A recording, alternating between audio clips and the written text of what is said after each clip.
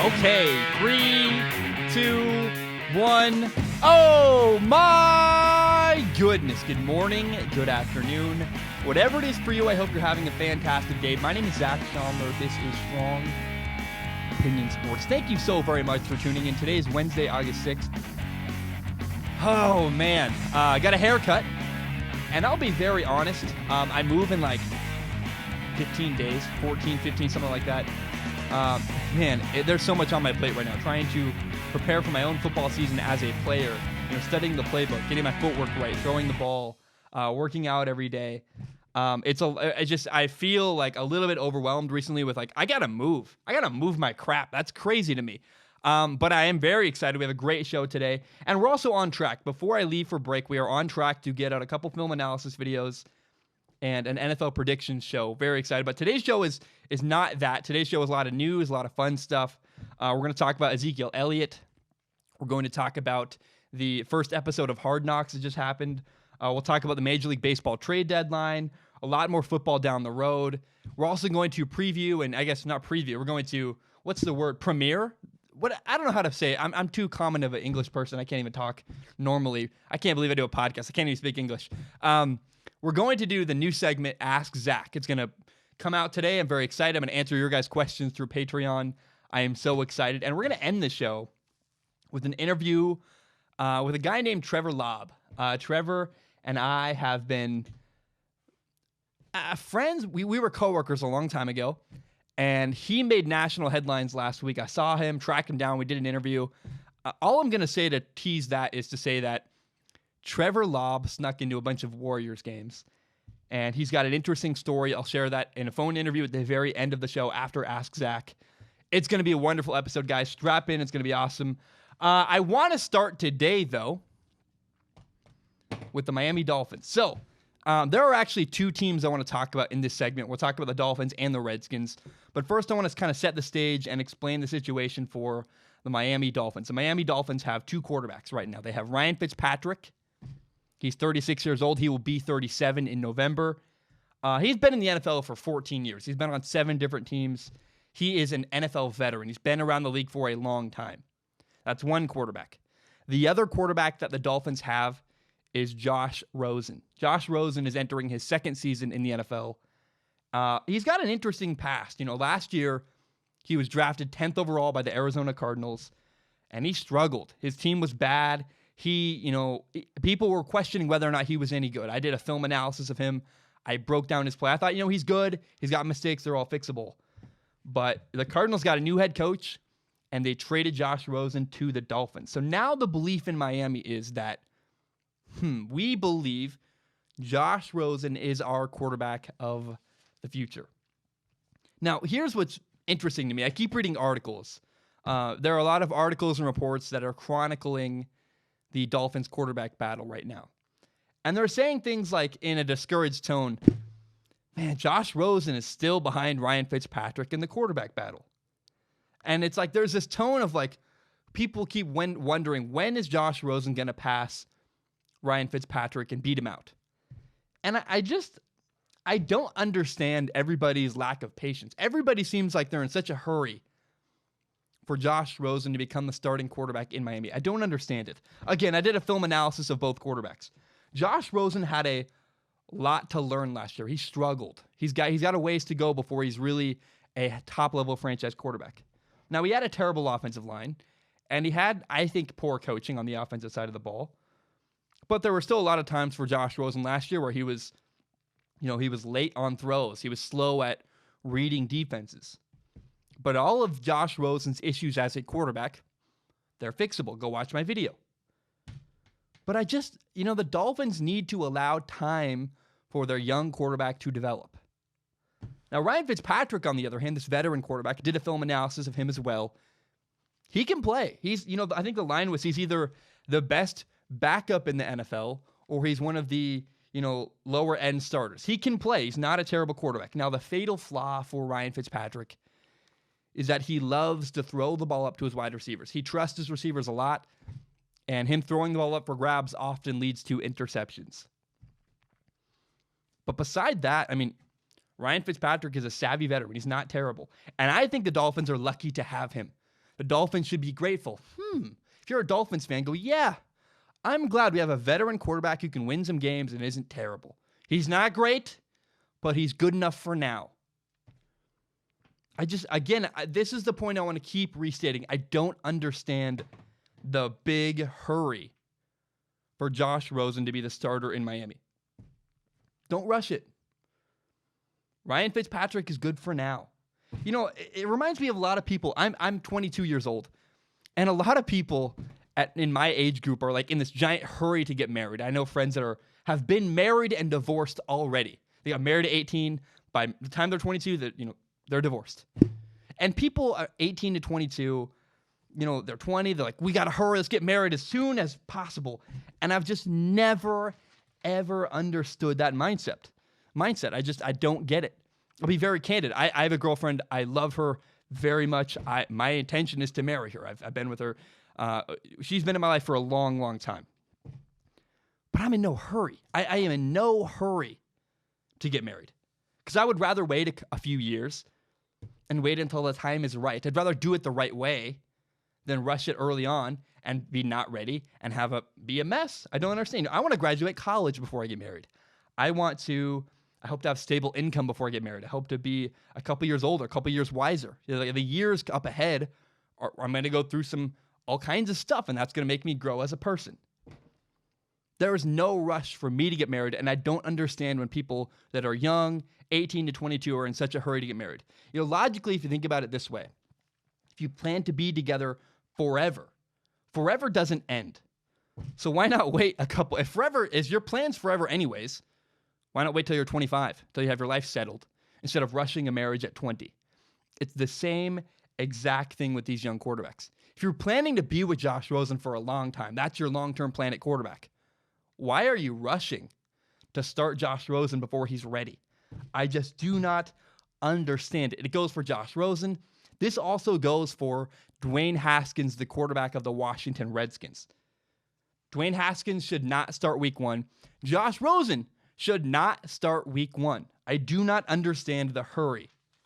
So the Washington Redskins are a little bit different than the Dolphins. They have 3 quarterbacks. 3! Case Keenum is an established veteran quarterback. He's won before in the NFL. He's not an incredible talent, but again, he's a solid, probably lower-end starting quarterback in the NFL. He won before 2 years ago. Case Keenum took my Minnesota Vikings to the NFC Championship game. He can win. He's not a terrible quarterback. Now, the other quarterback on their roster is Colt McCoy. I admit Colt McCoy is not a great NFL quarterback, but he's a longtime backup. He's a savvy veteran, a solid veteran.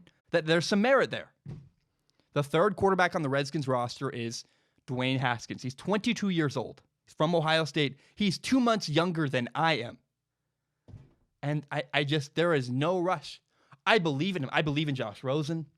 I believe in Dwayne Haskins. I think both of them are going to develop into very dependable starting franchise quarterbacks in the NFL. I believe in both. I did film analysis of both. I think they have both potential to develop if they're given the right situation and the right amount of patience. But the very worst thing you could do if you're the Dolphins or the Redskins is put them out too early, before they're ready. Why don't you just wait? Wait until they are clearly the best quarterback on your roster. Don't force it. Don't push it. And I think that's what both teams are doing, by the way. But I want the media, the fan bases of these teams to understand there is no hurry. Just let it take the time it needs. Wouldn't you rather do it right than rush it before it's ready?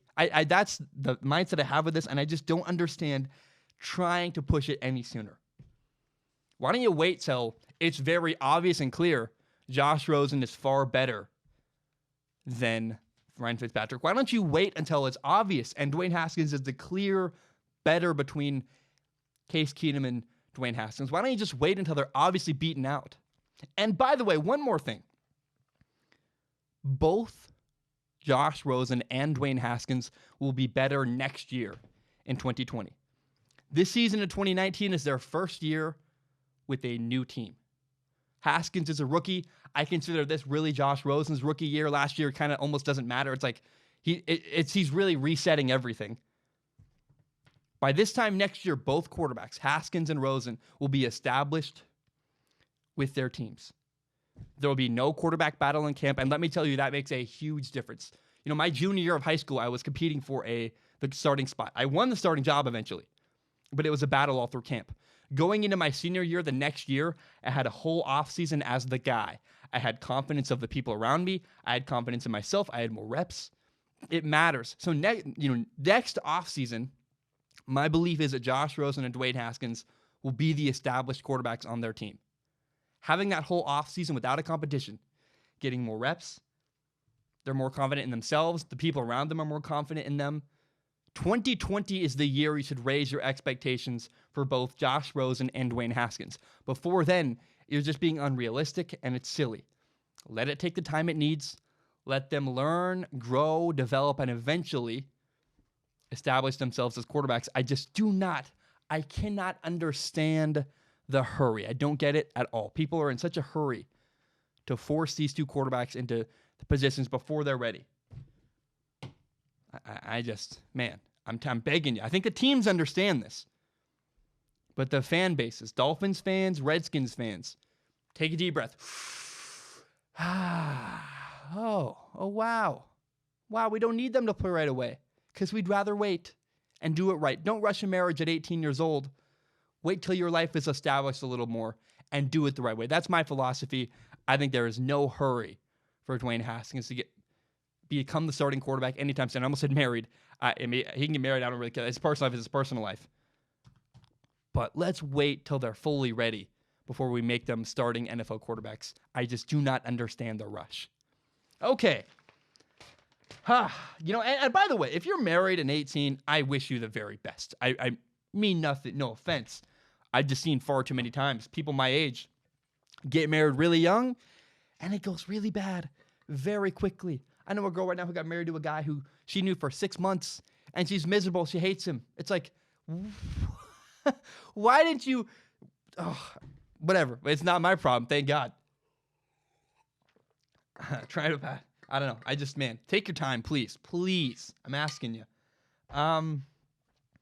Okay, I've been watching this Netflix series called QB1 Beyond the Lights. I actually started with season 2. Kind of weird. And then I eventually got to season 1. So I've watched all season 2. I just finished season 1. And the show follows the nation's top quarterbacks, documentary style, as they play their senior seasons before going off to college. I mean, these are guys like, Tate Martell, who's at Miami, Rael Mitchell, who's at Iowa State, Justin Fields at Ohio State, Jake Fromm from Georgia. And when I watch all these quarterbacks and all their journeys, Jake Fromm stood out to me. Fromm? I'm going to say Fromm. He stood out to me. And by the way, when you pronounce Jake Fromm's last name, no matter what I say, someone gets mad at me. Either I'm wrong for saying Fromm or I'm wrong for saying Fromm. I'm going to say Fromm. That's what I'm comfortable with. If it bothers you, I'm really sorry. Click away from the video. But I really like this guy. I really, really like his attitude. He's just different from all the quarterbacks. All these quarterbacks, Tate Martell, Rael Mitchell, they're all just like looking ahead of their senior years to college. They view their senior years as like an annoying obstacle to get through rather than something to overcome. Guys are worried about getting hurt. They're literally always talking about how it's going to be better in college. College this, college that. And like they're just trying to get through their senior year. And Jake Fromm was different. He just had this attitude I was so drawn to. He was more motivated. He wanted to win a state championship.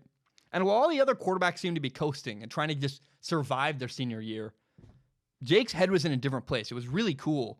And I really admired and respected his attitude. He was present in the moment and had this just poise and comfortable determination I really liked. And I have not really paid a lot of attention to Jake Fromm as an NFL prospect. Admittedly, my fault. I should have looked at his success in college and probably been paid attention sooner. But I looked at the traits he showed in this TV show, and I was like, man, that is what you want from an NFL quarterback. I really, really liked it. He's just a cool cat. Before a game at a media event, there's this big defensive end on the other team who's talking smack right in Jake Fromm's face. And he's talking about how he's like, I'm going to sack you, Jake. He's talking about he's going to sack him. And it's somewhat lighthearted, but it's still kind of an imposing figure. This big dude who's a 5-star linebacker talking about he's going to sack you a bunch in your game. And Jake wasn't phased, just totally even keel. Did it not even like in a cocky way, just unbothered. And I was like, man. And in fact, during the game, the guy does actually sack him in their game. And he goes, "Dadgummit, you suck." Like he just has this like, you ruined my plans, the same way you would be mad at a mosquito for landing on you when you're in the hot tub. Like he just was like, get out of here. Like didn't even care. And I just was so impressed with the level-headed nature of Jake. He's just calm. He's confident. He's not cocky. He's so comfortable in his own skin. And I understand, this is all from my portrayal on a TV show. I get it. It's a documentary-style TV show. I think it's really how he is. But again, I do acknowledge that does seem to actually be how he is, because Tate Martell was not presented that way. Royale Mitchell was not presented that way. Tyvon Bowers was not presented that way. I think Jake Fromm is a different kind of quarterback with a different kind of thing inside his head. And it seems like he's just a level-headed guy. I mean, look at his moments in big football games. He's delivered. He played really great. And look at it, just his career at Georgia in general. At Georgia, Jake Fromm has held off two really talented and I think more physically talented quarterbacks than himself. Jacob Eason had a bigger arm than Jake Fromm. Jacob Eason transferred to Washington because Jake Fromm beat him out. Justin Fields had to transfer to Ohio State because Jake Fromm beat him out, even though Justin Fields is a far better athlete than Jake Fromm. And to me, that says this guy he doesn't need to be the most physically gifted quarterback to be the best guy in the room. Whatever he's got going on mentally, his work ethic, his leadership, all of it, I just, even through the TV screen, I was gravitated to Jake Fromm, and I was like, man, I have never given him enough attention before, and I was wrong. I was wrong to not give him more of a look as an NFL quarterback. I'm going to go do a film review of him next week. We'll see if he can actually play. I think he can, just from what I've seen a little bit. But he doesn't have the strongest arm. But again, what he has mentally, this poised, confident, totally comfortable in his own skin vibe. I believe those are really important traits that an NFL quarterback should have. And Jake, has my attention more than he ever has before. And I'm excited to watch him this year and see if he really does deliver and turn into one of the best quarterbacks in the NFL draft next year or in the next couple of years. Maybe he waits 2 more years before he goes. But I cannot overstate enough. I was so impressed with the person that Jake Fromm is and the way he carries himself. I learned a lot, really about myself and about how I want to be. I want to emulate that because he's just this comfortable in his own skin. I just was so impressed, and I wanted to share that with everybody listening to the show. Okay, we have 2 more topics before we take a break. We're going to talk about the NCAA. We'll talk about the Packers. But I do want to – this is a segment I do every single episode. It's really, really important to me. If you are struggling, please go get help. 3 years ago, my younger brother took his own life, and it was miserable. His name was Zane, and we were really close. I mean, like brothers are. We were really close, played football together. And when I look back on his death, there are 2 things that really stand out to me, and 2 failures maybe in that situation that make me very sad. The first one is something I did not do enough of, is I didn't make it clear enough to my brother how much I loved him and that I was there for him if he was struggling. I didn't say, I said, I should have done a better job saying, hey man, the door is open. If you're having a hard time, I'm here for you. And my biggest regret is that I didn't make it clear that I would have been there for him if he'd been willing to share his struggles. And so I encourage you, if you're out there, please make sure the people in your life know how much you love them and that you're there for them if they're struggling, that they can come talk to you if they're having a hard time. Because I, in my past, didn't do a good enough job doing that. And my brother never felt comfortable coming to me with his problems. And that's the second failure, right? Is that my younger brother took his life and didn't tell anybody he was having a hard time. It breaks my heart. It sucks, man. And I was miserable and mad at him for years. And so now this topic is inspired by him, and I just want to share that. The suicide hotline is 1-800-273-8255, 1-800-273-8255. I have to share that. But even just, man, if you're out there and you're having a hard time, please reach out to somebody in your life, talk to them. My brother, again, no one had any idea he was having a hard time, and he took his life. And that's just miserable and sad. And I really want to encourage, if you're out there and you're struggling, please go get help. Please, if you're struggling, go get help. Seek professional help from a psychiatrist if you need to. That's what I really recommend. Your friends are great. A professional can help you far better than your friends can. And then, man, make sure the people in your life that you care about know how much you love them and that you're there for them if they are struggling. Guys, that's if you're struggling, go get help. I drive the message home every single episode, and it's very, very important to me. Okay, we have 2 more topics before we will take a break, and I feel good. I really, probably weird to say that right after the last topic I just talked about. I got a haircut. I have a beard, kind of. It's like I like my facial hair, and my voice feels really good. You know, I've been off dairy for a long time now, and the farther away from dairy I get, the better my voice feels, and the clearer my throat is. I had a really bad throat issue a while ago, and I could barely talk, and I learned I'm lactose intolerant. Oh my gosh. Now, admittedly, since then, I have been dairied a couple times, and that sucks. And dairied, it means like, I eat dairy by accident. It's in a crust, or I did some stupid. One time I had a cookie, and I was like, oh yeah, can't have cookies anymore. I was heartbroken. But man, I do feel good. So I want to now talk about the NCAA. So the NCAA wants to make transferring more difficult. So this offseason in college football, a bunch of college quarterbacks transferred schools. Most notably was Justin Fields transferring from Georgia to Ohio State. And as a result, Tate Martell transferring from Ohio State to the University of Miami. And both of them were deemed immediately eligible, which means they were immediately able to play this year. Oh, you can play right away. And I don't know if it was a direct result because of those 2 people transferring, but because of all the transfers we had and all the news, this guy transferred, that guy transferred, people transferring all over the place. Clearly, coaches complained. Nick Saban had a quote about it.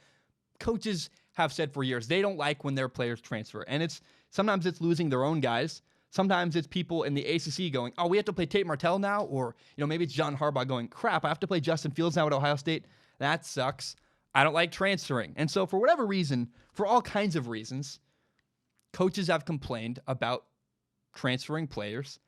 And the NCAA has responded saying, we want to make it a point to make it more difficult for players to transfer. So traditionally, when you transfer in college, unless you have already graduated, so there's such a thing as a graduate transfer. If you have your degree, you're free to go wherever you want.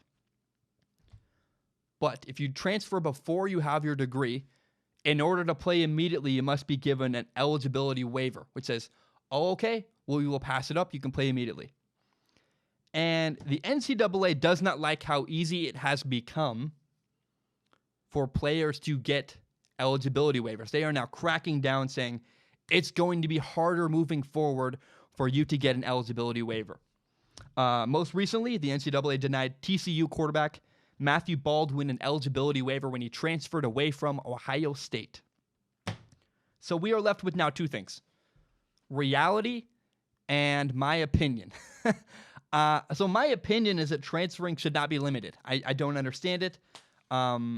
Student athletes are not paid. I think I've said that before. I don't want to get into pay the players, but I think sometimes transferring is what's best for an athlete and a student. And they shouldn't be punished for transferring. I just don't understand. I think maybe at least, here's a compromise. What if we gave every student athlete 1 free transfer? You're allowed to transfer with no penalty 1 time. I like that. I think that's a fair compromise. I like that idea. But the other thing, is these are students, right? The argument is made so many times by the NCAA. By the way, if you ask me about the NCAA, I like the NCAA for me. What they do is I'm a Division III football player. I get to play football. I am happy. I pay for my school. I'm not on scholarship. And you know what? They give me a governing body that allows me to play other football teams and play games. That's great. I like that. But for the Division I athletes, it's weird. They're talked about as often commodities, and the NCAA refers to constantly to them as they're talked about as these are student athletes. That's why they should not be paid. But then I want to point out, if they're students, right, if they're just regular students can transfer as much as they want without penalty. I transferred once out of Washington State because it was a bad fit for me academically. I didn't like it, and I left. And guess what? When I left schools, I've been to 4 different colleges. I'm now at my 4th college. I've transferred a lot in my life. My brother died, it was a mess, whatever. But I do want to acknowledge, I transferred a lot, and there was no punishment for that. No one ever said, oh, you can't do this or that because you're transferring. Students are allowed to transfer as much as they want. But as soon as you become a student athlete at a Division I level, transferring is suddenly way harder. And I just want to acknowledge, again, these kids are students, young men, young women. These people are students. And sometimes a school is just simply not a good fit for you. And you got to move, you got to leave. And I think it's funny to me that coaches are allowed to move freely to wherever part of the country they want. And yet players can't. And coaches are paid, players are not. It's just weird to me. But let's forget my opinion for a minute. I probably distracted from the fact that, the reality is that the NCAA is cracking down. This is the reality of the situation. The NCAA is now making it harder for players to transfer. So as a result, high school kids now need to be more careful and wiser when they are deciding what college they're going to. That is the reality of the situation. You'd better figure out your priorities. High school seniors, high school juniors, kids picking a college. Figure out what things are most important to you. Is it playing time? Is it academics? Is it being close to home? You want to be in driving distance of your family? Maybe you want coaches that are good people. That's a real thing. I'm very blessed and very grateful. I'm not blessed. I'm fortunate. I chose a school that had good people and good coaches running that place. But it's rare to have it all. And you'd better figure out what priorities are most important to you on that list. Justin Fields, at one point, when Justin Fields, the quarterback now at Ohio State, chose Georgia initially, he went to Georgia. He went all the way to Georgia, had to transfer. When he chose Georgia at the time, they had 2 5-star quarterbacks, Jacob Eason and Jake Fromm. And when he did that, I said, what are you doing? I think you're a really talented quarterback, maybe one of the best in your class. I think he was like the number 2 rated quarterback in the nation. But he chose a school where he had very little chance to actually get onto the field. And I was like, it's a weird, bad decision. That's a kid who's 18 making a bad decision, if you ask me. Because he had no chance to play. Now, I know a guy, I'm not going to say his name, but I know a friend of mine who plays quarterback who recently chose a Mountain West school over a Pac-12 school. And you would think, well, why would you choose a smaller Division I school over a big Pac-12 school with more money and more prestige? But the kid knew his priorities. The kid said, I want a chance to play as soon as possible. I like this coaching staff. They're better guys. This is a better fit for me. And I really was proud of that decision. Like, man, what a cool kid to understand where the priorities lay and how he wants a chance to play and he wants to be around good people. That's great. And so when I just want to please beg high school kids out there, if you're 18 years old, 17 years old, you're looking around at colleges trying to figure out where to go, please do not pick a school just because it's got big Division I prestige. In fact, now I'll take it back. If that's what you want, do you want to go to Oregon and never play and have incredible jerseys and you don't care about playing time? Dude, great. That's your number 1 priority is prestige and to go to a cool school and have fun. Awesome. But I really hope people figure out what's important to them. Is it playing time? Do you want to be a starter as soon as possible? Are you not going to want to sit behind 3, upperclassmen that are going to beat you out for the next couple of years? Do you want to go to school that's a great academic fit for you? Again, maybe you want to be a part of a good culture where you're going to learn life lessons and be around good people, even if that means you don't play. But figure out what your priorities are. Because high school kids need to now start making better decisions when they leave high school and go to college, because colleges are cracking down on the ability for you to transfer. The NCAA is saying, we're going to make it much harder for you to have transfer waivers. You better pick it right the first time, because you're going to have to sit out a year if you want to transfer otherwise. They're saying, nah, we're not cool with transferring as much. We're going to crack down on it. That is the new reality of being a college athlete. Okay, one more topic before we go to break. It's very brief. The Green Bay Packers just finished 2 days of joint practices with the Houston Texans. And if you don't know, a joint practice is when two NFL teams practice and scrimmage each other for a couple days. And Aaron Rodgers said he does not like joint practices. And here is why he said he doesn't like them. He said, one, we risk injuries, right? It's more hyped up. It's a different environment. You're not as nervous about injuring a guy who's not on your own team. But the other thing is that you're playing against vanilla offenses and vanilla defenses. There are vanilla schemes in a joint practice. It's kind of a waste of time because nobody's trying to give away what they're doing. It's kind of pointless. And this makes sense, right? If you don't want to run your best offensive plays because you don't want to show other teams what they are, and the defense says, well, we're not going to give away our best defensive plays, everybody's playing very bland, boring schemes to not give up anything. And then you're not really getting better because you're not practicing your best. And you're not really, it's kind of a waste of time. And that's what Aaron Rodgers said. And I just want to be very clear. I agree with him. Nobody gets better when you are playing vanilla schemes, not really trying your best to get better. And when you're playing against guys where there's a higher chance of getting hurt, I think joint practices actually, Aaron Rodgers' argument makes sense.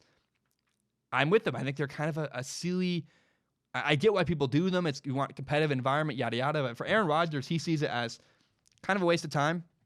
And I really understand Aaron Rodgers' perspective and where he's coming from. And actually, if anyone out there can come up with a better argument against it, if you can find a counter to my argument, I want to hear that. I'm really curious.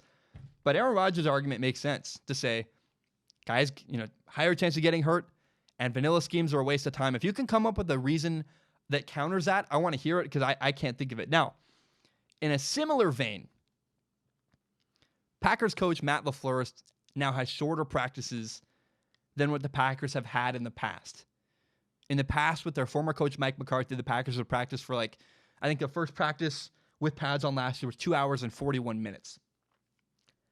Matt LaFleur is going around an hour 55, an hour 50, sometimes as low as an hour and a half. So really, there's about a 45-minute to 30-minute difference in how long the practices are this year versus last year with the new head coach for the Packers. The Packers have shortened down their practices. They're meeting more. They have more meeting time because football is mostly mental and really you want to just make sure you're in the right spot. But also, the kind of attitude in Green Bay right now is let's have a really good hour and a half of practice. Let's not slog along an extra hour. That's kind of a waste of time where guys are tired and not getting their best reps out. That makes sense to me. The other thing is this, and I get, football's a hard sport you want to push through. But at a certain point, it's not helpful anymore, and it's just a waste of time. He'd rather have more efficient, let's get more done in an hour and a half, than go 2.5 hours and have the last hour not be as valuable. Let's do a really crisp, high effort, intense hour and a half and be done. The other thing is this, a shorter practice is easier on your guys' bodies. I'm all for that. I love that. Here's a quote from Matt LaFleur, the Packers head coach. He said this. He said, I don't think a half an hour is going to matter come the season. But if you lose a guy, it certainly does impact things. What he's saying is we can cut down practices, keep guys healthier, because we don't want to get hurt. And injuries will have a bigger impact on our year than that half an hour would at practice. That makes total sense to me. I like it. I really like the entire direction the Packers are going. I think, Aaron Rodgers said, I'm not a big fan of joint practices. That makes sense to me. I don't know if I probably won't do them again as long as Aaron Rodgers is there. We will see what happens or not. He certainly made his, opinion on them clear. And Matt LaFleur is really cutting back and kind of got this philosophy that less is more at practice. And I tend to agree. I think sometimes it's better to do a shorter amount with a higher percentage of quality than quantity, just for the sake of getting a bunch of crap in. So I really like the direction the Packers are headed.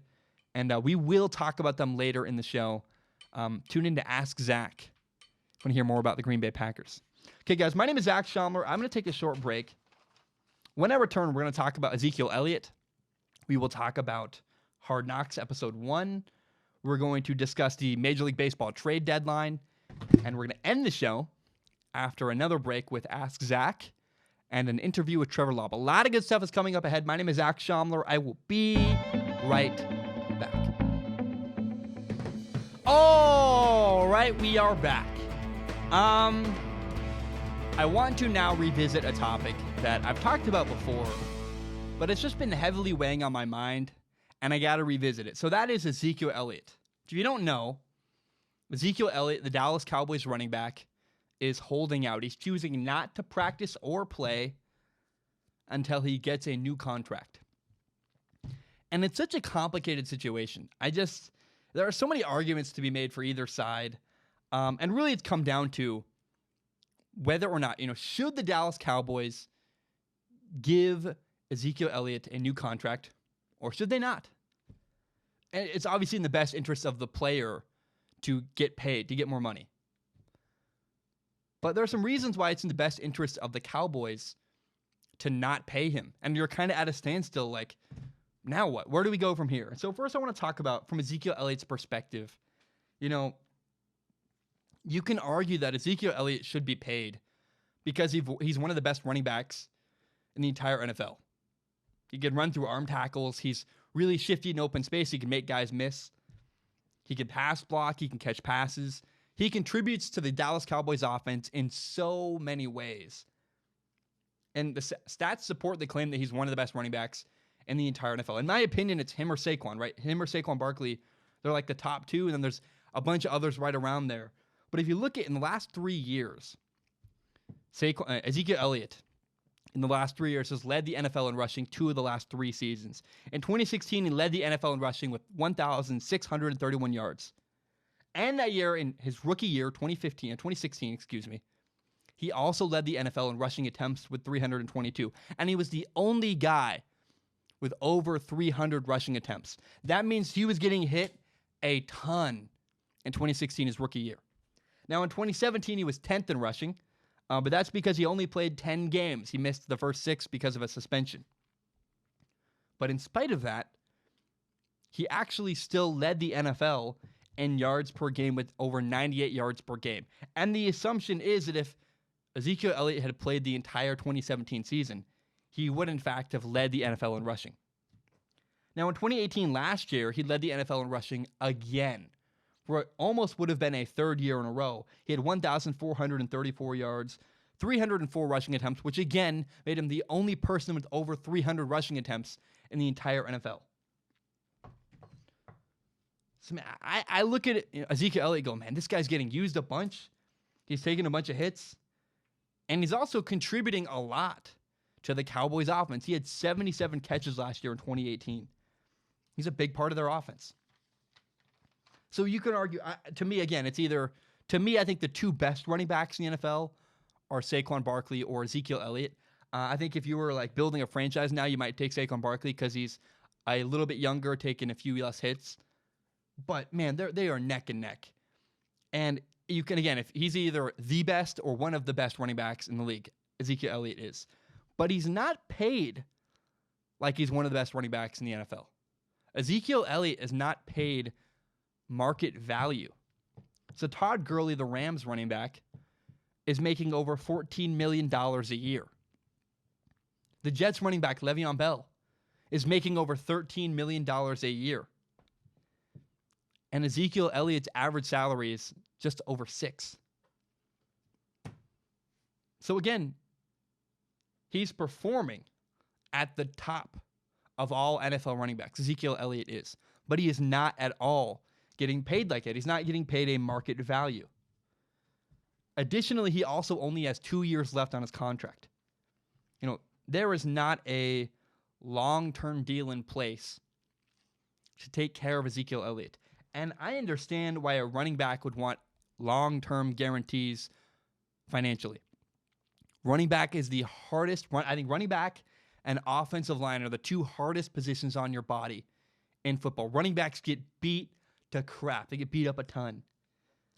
So I do not blame him that he wants a new contract. I understand his perspective when he says, man, I want more money. I want to be paid. But what if you're the Cowboys? Should the Cowboys pay him? Does it make sense for them? First of all, teams, a lot of people have weighed in and said they're concerned about the guy's off-the-field issues, right? In 2017, Zeke was suspended 6 games for domestic violence. That's not cool, dude. That is unacceptable. He's also been in trouble again this offseason. He's had some kind of incident with a bouncer at a nightclub. There's also a rumor that he crashed into a car and it was covered up. A lot of people feel like they cannot trust Zeke. And that, I understand that perspective as well. And others even say that it's really disrespectful for Ezekiel Elliott to be holding out and not joining the Dallas Cowboys at practice. If you look at the past of what's happened with Ezekiel Elliott, the Cowboys owner, Jerry Jones, stuck his neck out to help him when the guy got in trouble.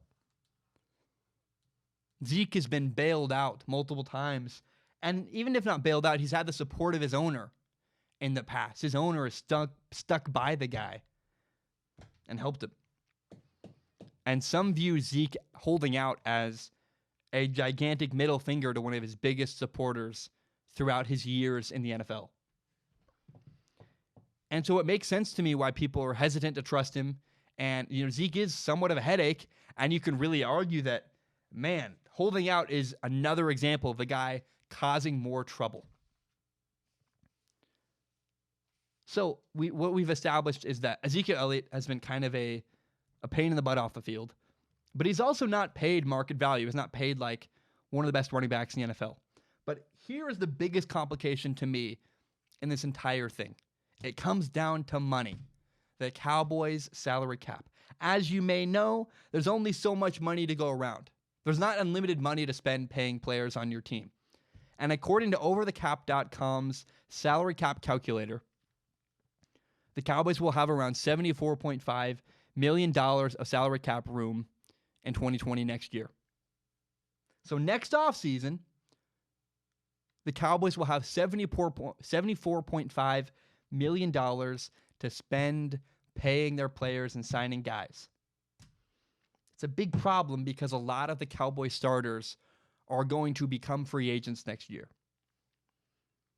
Number one, their quarterback, Dak Prescott, he's making $2 million this year in 2019.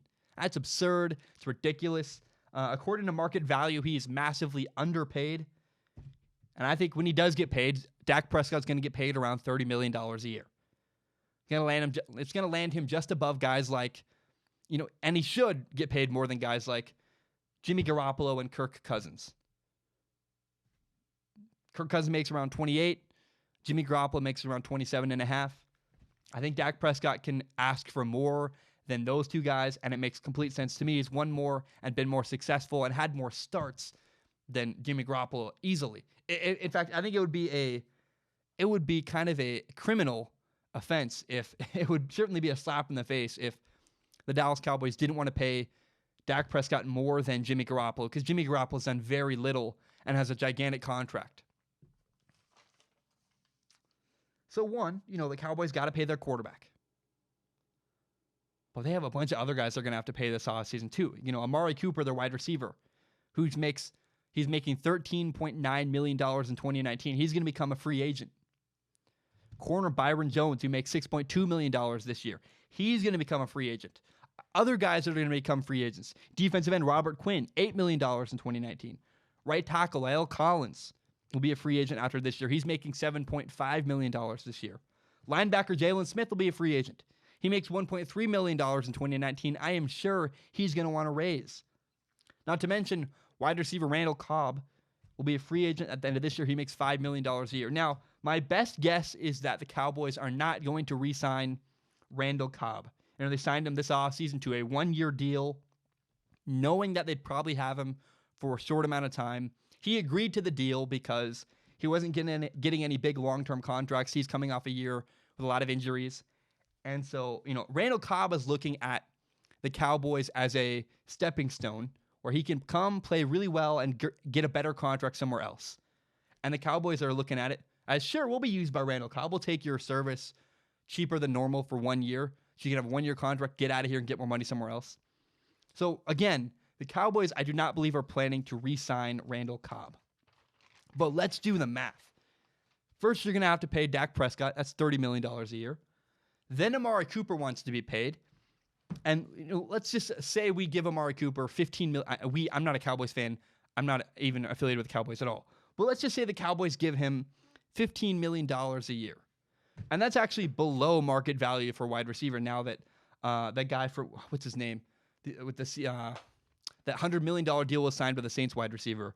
So, but let's just assume the Cowboys can get away with paying Amari Cooper $15 million a year. 30 plus 15 is $45 million a year out of the 74.5 they're going to have to spend. Then you got to pay Byron Jones. Market value for Byron Jones is around $12 million a year. Let's say you pay him $10 million a year, give him a long-term contract, high bonuses, or high guarantees. And that's a conservative estimate, by the way. But now we're at $55 million. You paid Dak Prescott, Byron Jones, and Amari Cooper. Then you pay Robert Quinn the $8 million he made last year, he's making this year. So pay Robert Quinn $8 million, pay Lyle Collins $8 million, 55 plus 16, $71 million, and you still got more guys to pay. You got to play Jalen Smith. Paying Jalen Smith, a really talented, growing linebacker, you say you pay him $4.5 million a year. Now you're at $75.5 million, and you have no salary cap. You're over the cap. You can't even pay that much money to all your guys. And you don't have any money to spend paying your backups, guys who are on minimum salaries, because they're guys who need to fill out the rest of your roster. The Cowboys don't have enough money to go around to pay all their guys the value they're going to require and command. So my best guess is that, the Cowboys are not going to re-sign, Randall Cobb. They're going to let him walk. And I think they're also going to let Robert Quinn go. Robert Quinn is 29. He'll be 30 next year. He's a good defensive end. I think they're going to let him walk away because they have DeMarcus Lawrence. But you can't re-sign everybody. You can't re-sign Dak Prescott, Byron Jones, Amari Cooper, La'el Collins, Jalen Smith, and also give Ezekiel Elliott a new contract. You can't keep everybody. You're going to have to pick and choose. Who do the Cowboys want moving forward? If they re-sign Ezekiel Elliott, there's not going to be enough money to go around. So the Cowboys will be presented with a difficult situation and a difficult decision. Do you re-sign your running back? Or do you keep some of your other young core players? It's a really tough decision. So one option for the Cowboys moving forward is they could trade Ezekiel Elliott, and that would solve actually a lot of their problems. I said once, I'm gonna renege something I said. I said something silly. I once said that only an idiot would trade Ezekiel Elliott. I think that was a bit harsh. What I said was, I said that on principle, right? There's a couple running backs in the NFL that are just top of the line. Guys like Todd Gurley, Saquon Barkley, Le'Veon Bell, Ezekiel Elliott, Saquon Barkley. These are guys who are at the top of their game. And on principle, I said, these are guys you pay. They're special. You want them on your team. I said, you pay those guys at the very top, those top couple running backs that are special. And then everybody else is just a guide. Most running backs are interchangeable, but the top couple guys are guys you pay. And I still have that belief. However, I cannot fail to acknowledge that trading Ezekiel Elliott would solve a lot of the problems that the Cowboys are facing financially coming up. It would clear a lot of cap space. Because not only would the Cowboys have, $74.5 million available of salary cap space, they would also have an additional $9 million. Because next year, they're supposed to pay Ezekiel Elliott $9 million. So if they cleared away that space as well by trading him now, they would have a lot more. They would have, $83.5 million available in salary cap space in 2020 next offseason. So trading away Ezekiel Elliott would hurt, but it would allow you to keep a lot of those players and build for your future by signing other guys.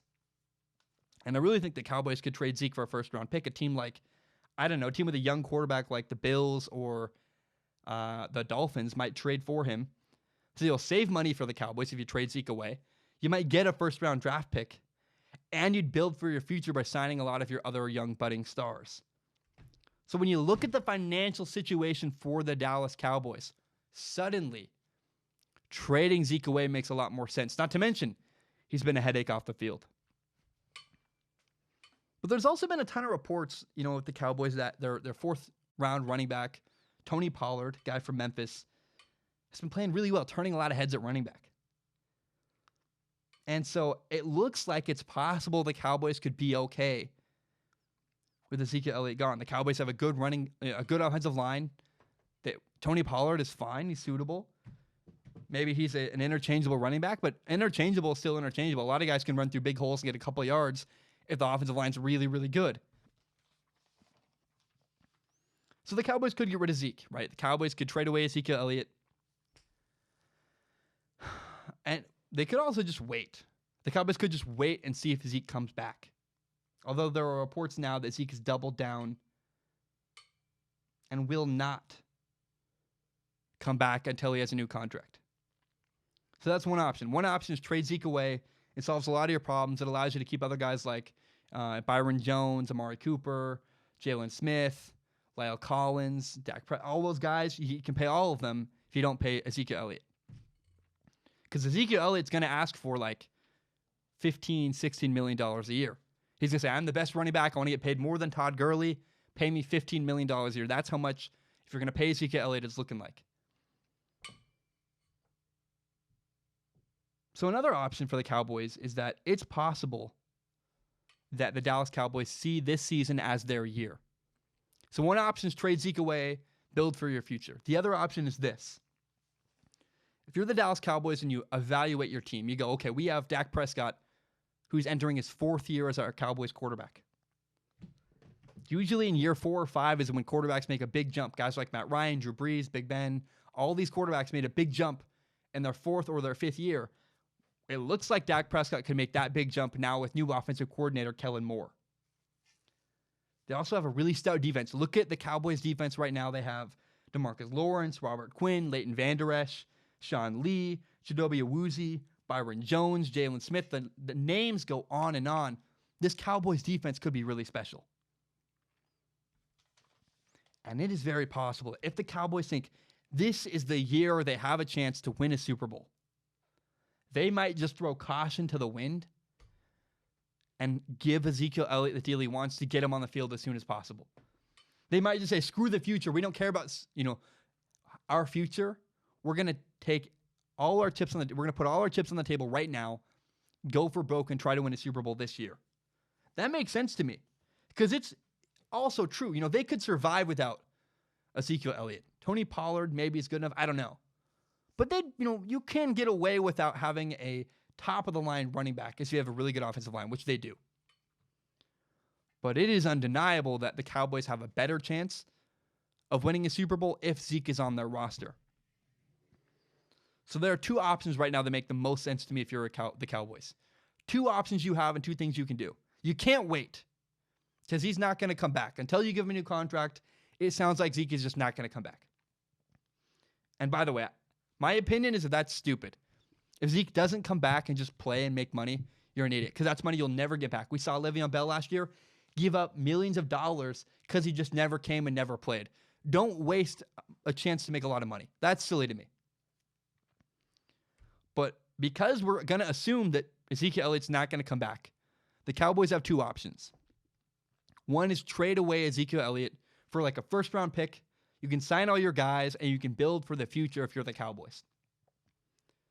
The other option the Cowboys have is sign him now and go for a Super Bowl. Screw the future.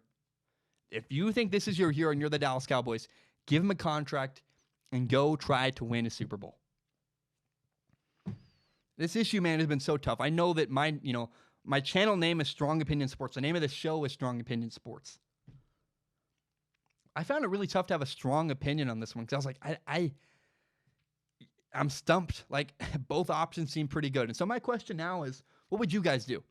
I know a lot of passionate Cowboys fans are watching. I'm sure they've already commented there a paragraph-long opinion about why I'm wrong or why they hate me or something. But I am curious, what do people think is the right option here? What would you do? Is there something I'm missing? Maybe I'm overlooking something.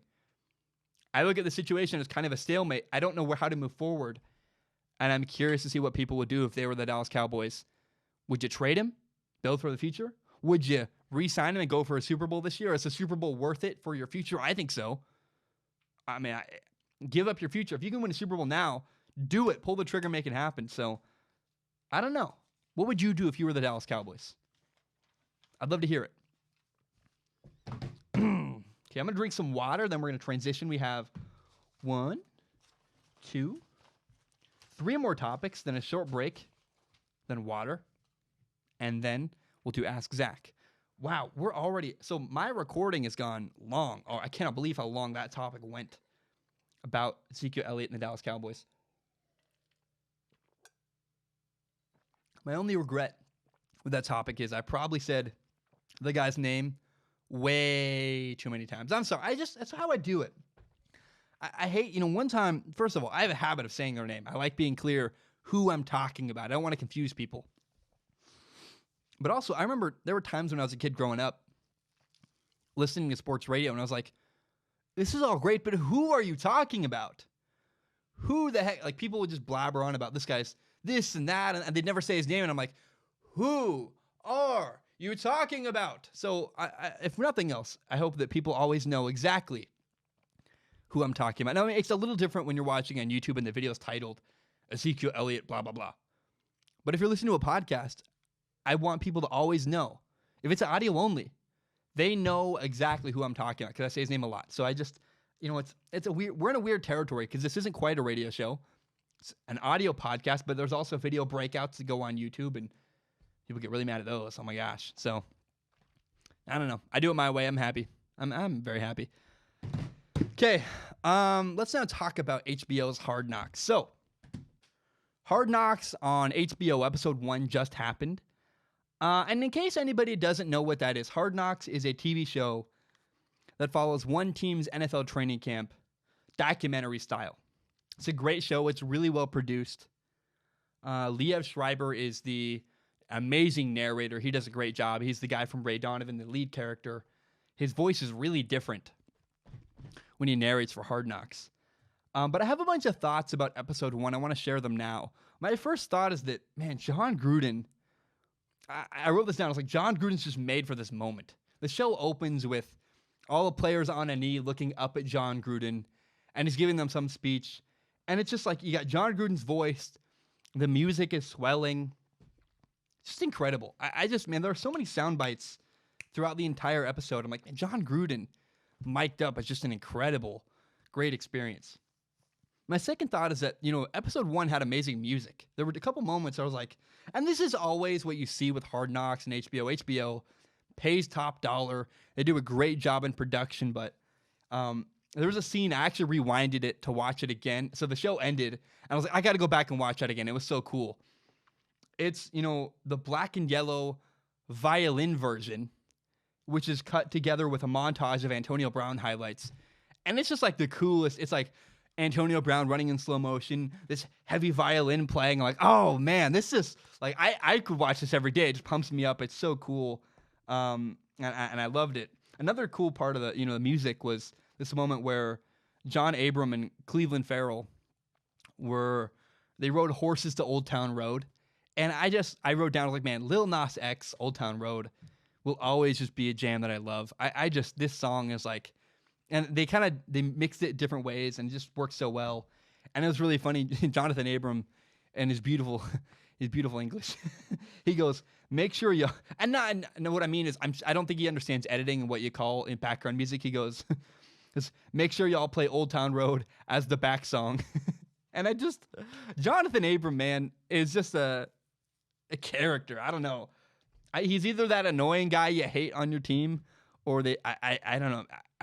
I don't know. The guy has no filter. It's so funny to watch. First of all, he's hitting guys while they're in jerseys. Showing, in those moments, it's a walkthrough for the Raiders. And Jonathan Abram is hitting people a bunch when it's like, dude, you're not supposed to hit right now. This is just a mental period. Try to get in the right spot. Don't hit anybody. It's ridiculous. He's like throwing guys to the side. And I can't wait. What I hope for episode 2 is that when the pads go on, we get a shot of Jonathan Abram just getting rocked.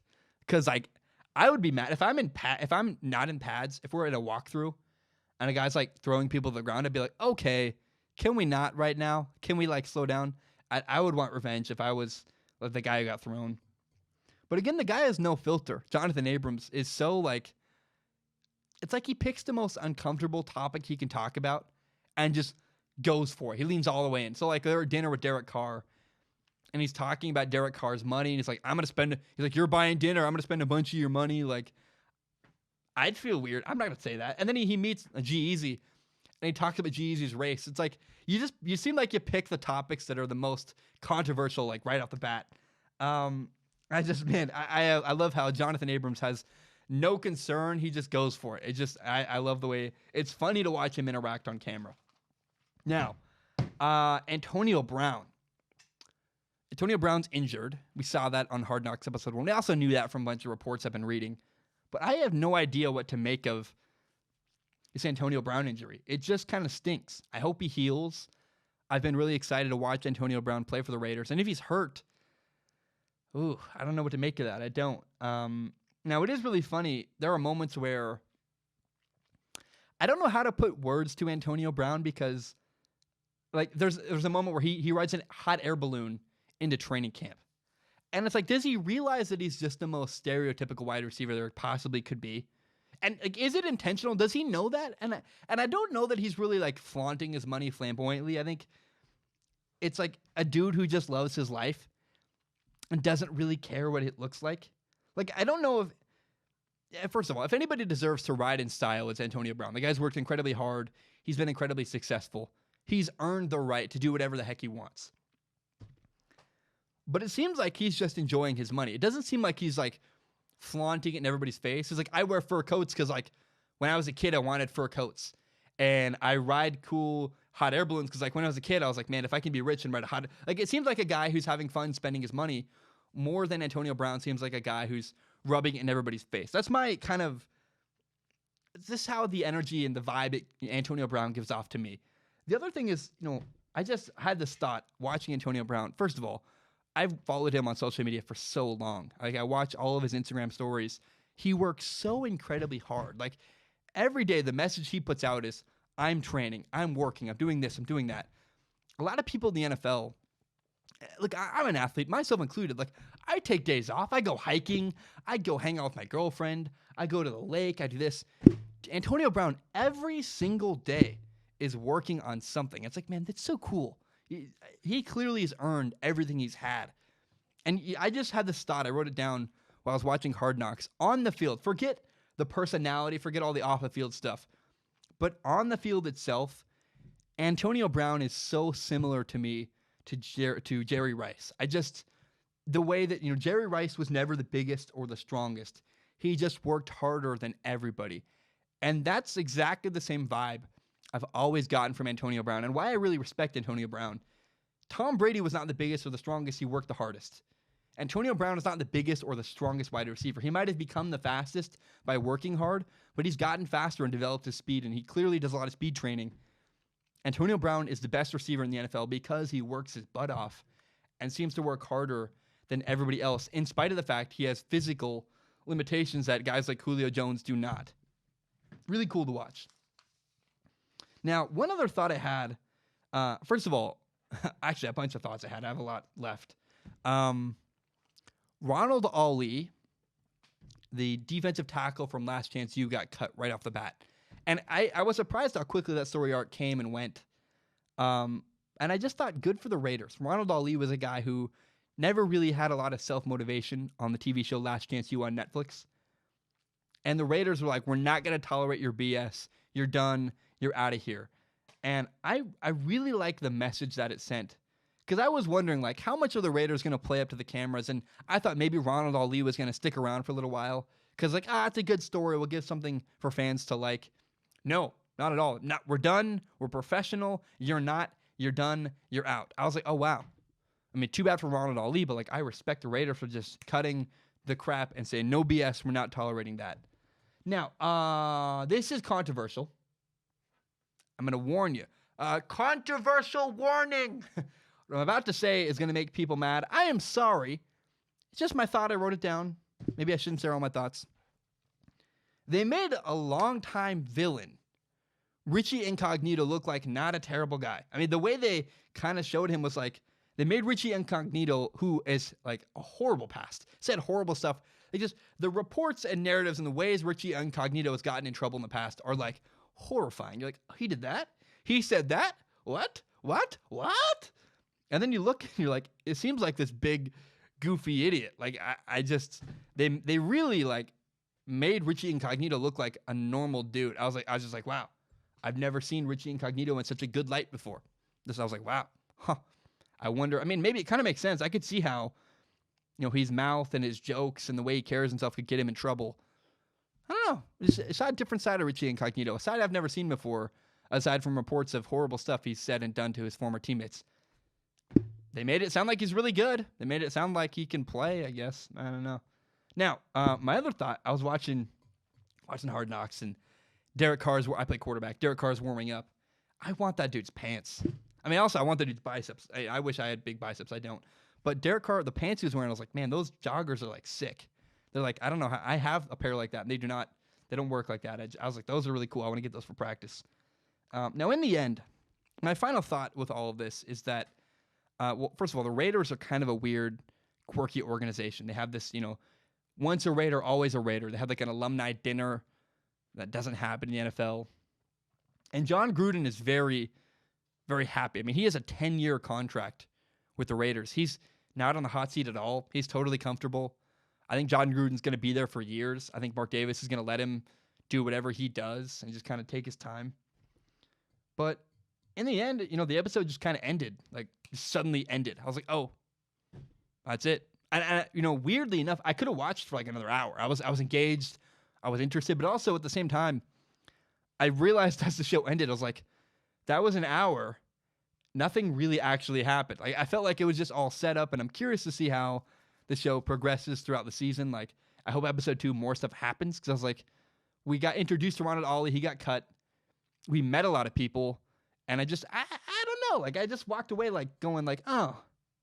For some reason, I felt just a bit unsatisfied by episode 1 of Hard Knocks. I don't know if that's because like there was no resolution, right? Like, there was this dinner, and it felt like we were building to something, and then nothing happened, and I was like, oh. And maybe that's the genius of John Gruden. I wrote this down too. Is like, there's been all this rumor and speculation that John Gruden would use Hard Knocks to kind of manipulate the view of the Raiders and make them look really good, all this kind of stuff. And I mean, maybe John Gruden's just a master of the media and knows how to like show his team completely open and still not give away anything. Like, because there was really no real. I mean, Ronald Ali got cut. That's not really drama. That's interesting. I mean, I guess kind of interesting. You like Last Chance U, but even like the Antonio Brown injury, we got no insight into that. And like with the Browns last year, it was so clear the Browns were a train wreck and a mess. Even episode 1, and with the Raiders this year, it's like we just got no information. I was like, oh, everything seems kind of fine, kind of boring. So I don't know. Those are all my thoughts from episode 1 of Hard Knocks. I'm excited for episode 2 next week. I don't know what's going to happen. I'm really curious, but it just was very. It just nothing really happened. I just was like, wow. I walked away going like, that was an hour? It went so quick. I feel like nothing happened. So we'll see how episode 2 changes things and what happens in episode 2. But those are my thoughts from episode 1 of Hard Knocks. All right. Let's now shift gears to baseball. The New York Mets did something a little bit unusual at the MLB trade deadline. They traded for pitcher Marcus Stroman. And there was a lot of pushback because the Mets are not big contenders right now in baseball. They're, they gave up 2 prospects. People are like, oh, shouldn't give away 2 guys like that. Now, to me, I thought they got, substance over potential. I really like trading for Marcus Stroman. And Marcus Stroman is an A- to B+ starting pitcher in Major League Baseball. But again, it was at a weird time because the Mets were not in playoff contention at the time of the trade.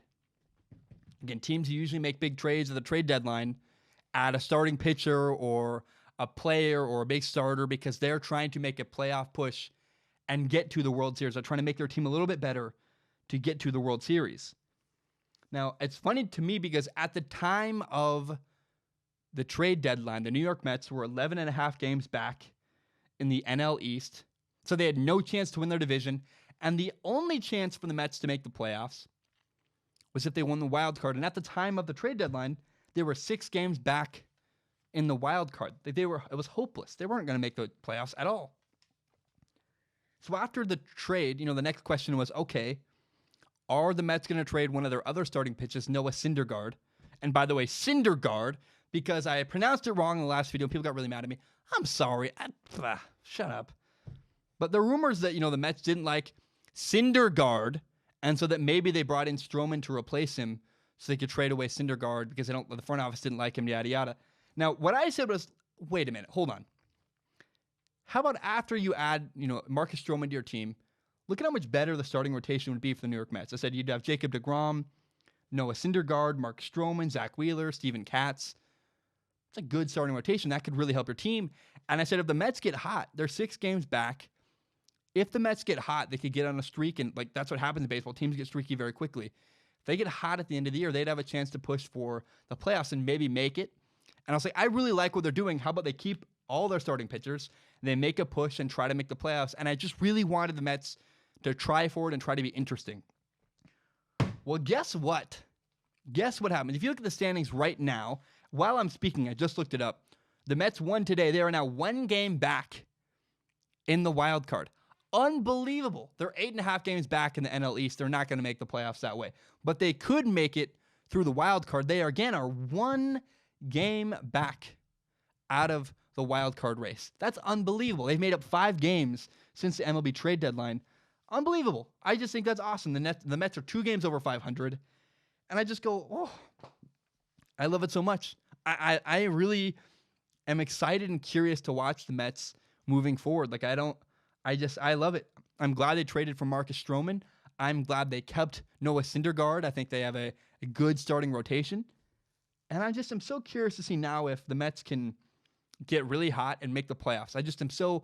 They are fascinating, and I want to just applaud the Mets. Well done going for a player. I'm not a Mets fan at all. I'm just a guy who likes sports. I was like, man, that's so cool that they took a risk. They made it happen. They kept the guy that reported they didn't like very much. And they're trying to be interesting and try to make the playoffs, and they are making it happen. They're 1 game out of the out of the wild card. That is so cool. And just above all else, I am glad the Mets are interesting because that is just good for them. Good for the Mets. The Yankees are really, really good. They're dominating in the AL East. But quietly in the NL East, the Mets on the other side of New York, man, they're a fascinating team that is trying to make the playoffs. And I find myself, I'm not a fan of I don't have a favorite team really in any sport. I find myself rooting for the Mets because that's just cool. Like a cool story of a team that got hot, it's kind of coming back. I don't know if they can hold on and keep that streak going and eventually clinch the wild card, but it is it's going to be fun nearing the end of the season to watch what happens with the New York Mets coming up. I think the trade for Marcus Stroman was really good. They're kind of getting hot. Jacob deGrom is pitching really well, and I'm so curious to see what can happen. Can the Mets, in fact, come all the way back, clinch the wild card, and make the playoffs? That would be so cool to see. All right, now, all in all, the MLB trade deadline was just fairly mundane. I mean, I'm sorry, the Yankees didn't make the big move. Everyone was kind of waiting. We wanted to see the Yankees make a big move. They didn't make any big moves. LA Dodgers didn't make a big move. However, one team, if you ask me, one team dominated, made a huge, overwhelming move at the trade deadline. One team won the MLB trade deadline. And I think kind of saved, the rumor is is this the worst MLB trade deadline we've ever seen? And I think really this trade kept it from being that. So the Houston Astros traded for former Cy Young winner Zack Greinke. Now, the Astros gave up 3 of their top 5 prospects in the trade. They gave up Seth Beer, an outfielder, and 2 pitchers, Corbin Martin and J.B. Bukauskas. J.B. Bukauskas. That's the name. It's hard. It's hard to pronounce his names, okay? I'm sorry. Now, in spite of the fact that I've never seen J.B., I cannot pronounce J.B. Bukauskas' name. I have actually seen the guy pitch before. I watched him pitch in spring training because I'm a nerd. I watch a lot of sports. And he's a good pitcher. His mechanics do concern me a little bit. I don't know how. If I'm the Arizona Diamondbacks, I'm not like, oh, this is great. He's pitched well in spring training. He pitched well against guys like Vladimir Guerrero Jr., against Biggio with the Toronto Blue Jays. But I'm kind of lukewarm on the prospects. And I think, I think the reason why the Arizona Diamondbacks did this, they wanted to dump salary cap. They got some prospects that are younger, they're cheaper, maybe they can build for the future, but they really wanted to get rid of that expensive contract that Zack Greinke had. And that's why it's such a great trade for the Houston Astros. the Diamondbacks got 3 prospects, good for them. But the return that the Astros got for giving up those 3 prospects is unbelievable. And I think that the Astros are going for a championship, and they should be the favorite. Right now, the Houston Astros starting rotation is Justin Verlander, an all-star, legendary, big-time pitcher. Garrett Cole, who this year was an all-star. And now they added Zack Greinke, a 6-time all-star, the 2009 Cy Young winner in the AL. In 2015, he was the second place. He was a runner-up for the NL Cy Young. And he's another incredible pitcher, not to mention that the 4th guy in the rotation, Wade Miley, is pitching outstanding. He has a 3.05 ERA. So now across the board, the Astros have 4 pitchers who all are in the top 15 earned run average in all of baseball. Zack Greinke is the worst of them, actually, 14th in all of baseball. That's unheard of and unbelievable. The Astros starting pitching is dominant, and they're going to annihilate people. Wow. I can't believe it. Oh, man, I really think, the Astros are already the favorites kind of in the discussion right now. The Astros are, 74-40. They're 9 games ahead of the Oakland Athletics for the AL East. The Astros are the favorites right now to win the World Series. But then this Greinke trade pushed them all the way to the top by themselves. Before we were talking about maybe the Yankees, maybe the Dodgers. Now the Astros are clearly the favorites. And so I'm looking so much forward to the Major League Baseball playoffs. I love playoff baseball. It's tense. It's fun. Pitching matters. I can't wait to watch the Astros go up against the Yankees lineup. That's what I want. In the ALCS, I want to watch the Yankees and the Astros. And I really hope eventually we get Dodgers, Astros in the World Series. That'd be really fun to watch. But man, the Astros are dominant. Their pitching is so scary. Now, it's also really expensive. You got to look at the Astros books. Zack Greinke makes $34 million a year. Now, the Diamondbacks also gave up in the trade. The Diamondbacks gave $24 million cash to the Astros. They were just trying to get rid of that Greinke contract because they're like, we don't want to afford this. We can't afford this. We're done. We're out of contention. We're not winning a lot. We're just going to give you the contract. Now, the Astros are going to pay him for the next 3 years through 2021, $34 million a year. Additionally to that, the Astros also have Justin Verlander on their books. They're going to pay Justin Verlander through 2021 $33 million a piece every year. And so the Astros rotation is really, really expensive, but also really, really good. And if they can win a championship, it is completely worth it. Giving up their prospects, 3 guys, I don't know. I think Zack Greinke's way more substance than that would have happened. And it's all worth it. If the Astros can indeed win another championship, that'd be unbelievable. I'd be really happy for them.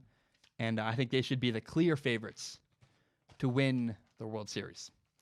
Guys, my name is Zack Schaumler. I'm going to take a short break. When I return, we're going to do the Patreon-funded topic, Ask Zack. Remember, Ask Zack is where we take comments, questions, and concerns from people who support me on Patreon, patreon.com/Zack Schaumler.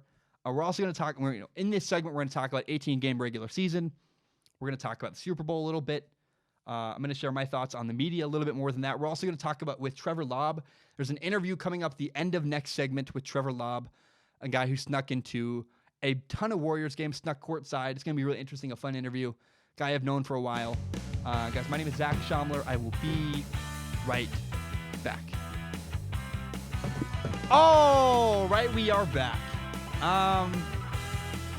Let's now shift gears to Ask Zack. If you don't know, Ask Zack is a new segment I'm going to do at the end of every single show. It's a way for me to engage with people who listen to the show and are big fans of Strong Opinion Sports. Remember, people who support me at the $1 level or above on Patreon have access to submit questions. And then I pick the top couple questions. I'm going to answer them at the end of every single show. My Patreon is patreon.com/Zack Schaumler. Today, there are 7 questions I want to discuss. It'll be really fun. I'm very excited. I also want to add, I loved reading all these questions. It meant a lot to me. There's a lot of people submitted a lot of personal questions, a lot of stuff, and I had really good messages with everybody on Patreon. And I just want to share a personal message at the end, a very nice touch. So that'll be at the end about how much this whole process meant to me. But for now, let's answer some questions. Let's jump into first. Wyatt asked this question. He said, Zack, wondering if you have any thoughts on the 18-game regular season. And so, yes, why I did. At first, I actually laughed at the 18-game regular season. I was like, no way. I thought this was just a symptom of the summer. Because at the summer, it's a really dead time in sports, especially in football. And it's a slow news time. And then I talked to my buddies who played in the NFL. I have a couple guys who I played with in high school or played in the NFL. And they all believe, all the players seem to believe, that eventually an 18-game regular season is in fact going to happen. There's a really strong belief among players that it's not if, it's how long will it take, it's when. When will this happen, not if. Because NFL owners want an 18-game regular season. NFL owners want a longer regular season. Right now, the regular season is 16 games. I want to add 2 more games because more games means more revenue and more money for the league and more money for the owners of teams. Now, personally, I don't want a longer season. I don't. There's more injuries. I think 16 games is enough. My 2 arguments against an 18-game regular season is that, look, we don't need more time for guys to get hurt. We don't really need 2 more games. I think one of the things that makes the NFL so special is the scarcity and the rarity of their games. The NBA and the MLB has far too long of seasons. I can't keep up. I can't watch every game. There's too many things going on. But the NFL, because it's a game a week, and because it's only 17 weeks, 16 games, I can follow that. I can track all of that. That's easy for me, and I really like that, and it makes it more special. I think, 18 games would not be too many for a season, right? An NFL season with 18 games would still be okay, it'd be interesting. It wouldn't really diminish the quality at all. But it's a slippery slope, right? You don't want to oversaturate the market with too many games. And I think that after 18, it's all downhill from there. I just don't think you can sustain that many more games than an 18-game regular season. And I don't see any need to go and extend things to an 18-game regular season. We just don't need that. Now, it is likely going to happen, and we have to kind of accept that fact that there probably will be at some point an 18-game regular season. So my hope is that more games means more money for more players, right? Like I think that, more money for the players in general. I hope that the NFL will use the extra revenue to raise the salary cap for teams so there's more money to go around, more money to pay players. I hope they raise the minimum salaries for NFL players. And I hope they invest in extended and improved retirement plans for the players. I really think that this money, if you're going to add more games to the season and you're going to generate more revenue for the league, I want the players to see some of that money. Raise the salary cap. Make retirement plans better. Make minimum salaries higher. Raise that. Because, these guys' bodies are going to get destroyed by raising the salary caps. And so I think the players that are affected should also reap the rewards and get a lump sum of the money that would be generated by having additional games. So an 18-game regular season, that's kind of my opinion. I don't really want it. I think it's inevitable. It's going to happen. And I hope the players see some of that money that's going to be generated by it. Now, Rita wrote in and said, hey, exclamation point. Said, I'm super excited about the Ask Zack segment. Me too. I'm very excited. Said, my question is, among the teams who didn't make the playoffs last season, which, if any, do you believe have made enough moves during the offseason to be Super Bowl contenders? Well, Rita, thank you so much for the question. So which teams didn't make the playoffs last year in 2018 that now can suddenly become Super Bowl contenders? To me, there are 2 teams, actually, that fit this criteria. It's the Browns and the Packers. Now, to me, I think the Browns and the Packers are the 2 most fascinating teams in all of football. I love it. I'm really excited. The Packers, number 1, have an incredible quarterback, Aaron Rodgers. But they have more than that this year. This is why I'm excited for the Packers. They finally got Aaron Rodgers some help. They got a good coach, Matt LaFleur, who has really clever play design. They have an improved offensive line. But more than anything, the Packers have finally a defense. I'm so excited to watch the Packers defense. They're going to get after quarterbacks this year. They brought in Preston Smith and Zadarius Smith, 2 edge rushers in free agency. I'm excited to watch them. They drafted Rashawn Gary, a defensive end from Michigan. He's going to have an impact. Then they added safety from the Bears, Adrian Amos, who is replacing HaHa Clinton Dix in the Packers secondary. HaHa Clinton Dix was legendary for he made a lot of big plays. He also took a lot of risks, and that meant he got beat a lot. Adrian Amos is a safer bet who is more often in the right spot than Clinton Dix was. That's an improvement at safety, if you ask me. The Packers defense just in general all around is far better. And you look at the Packers, you go, man, great quarterback, solid defense, a good young coach. The Packers are absolutely Super Bowl contenders, if you ask me. Now, the other team is the Browns, right? The Browns have, number one, Baker Mayfield. Their quarterback is extremely talented. Can't wait to watch him. They also have, this is a very stereotypical argument. Everyone talks about the Browns' offensive weapons. They have Odell Beckham Jr., Jarvis Landry, David Njoku, Nick Chubb. After a suspension, they'll have Kareem Hunt. They also have Antonio Callaway, who's spotty, but he's no slouch. And in fact, they haven't gotten rid of Duke Johnson, another solid running back. So everyone's talking about the Browns' offensive weapons. And I think, in fact, the Browns are going to have one of the best offenses in the entire NFL. Great quarterback, a ton of weapons. I'm excited to watch them. But the Browns' defense is the thing everyone's forgetting about. The Browns have great players all over the board on defense. Myles Garrett, a defensive end. Sheldon Richardson, a defensive tackle. They have a good secondary. They have Greedy Williams. They have Denzel Ward at corner. What that means is the Browns have a good pass rush. They also have a good secondary. So they're going to get after quarterbacks, and quarterbacks are going to struggle to throw against them. That's a really good match together. I cannot wait to watch. And so there's a lot of solid players on defense, the lesser-known names. And I just, if you ask me, the Browns are Super Bowl contenders. Not just because of their offense, not just because of their quarterback, but it's the people that aren't getting talked about on the Browns. Their defense is really interesting. And as a couple playmakers, I cannot wait to watch this year. And it's going to be really exciting. I think they're going to be a really stout defense in some ways.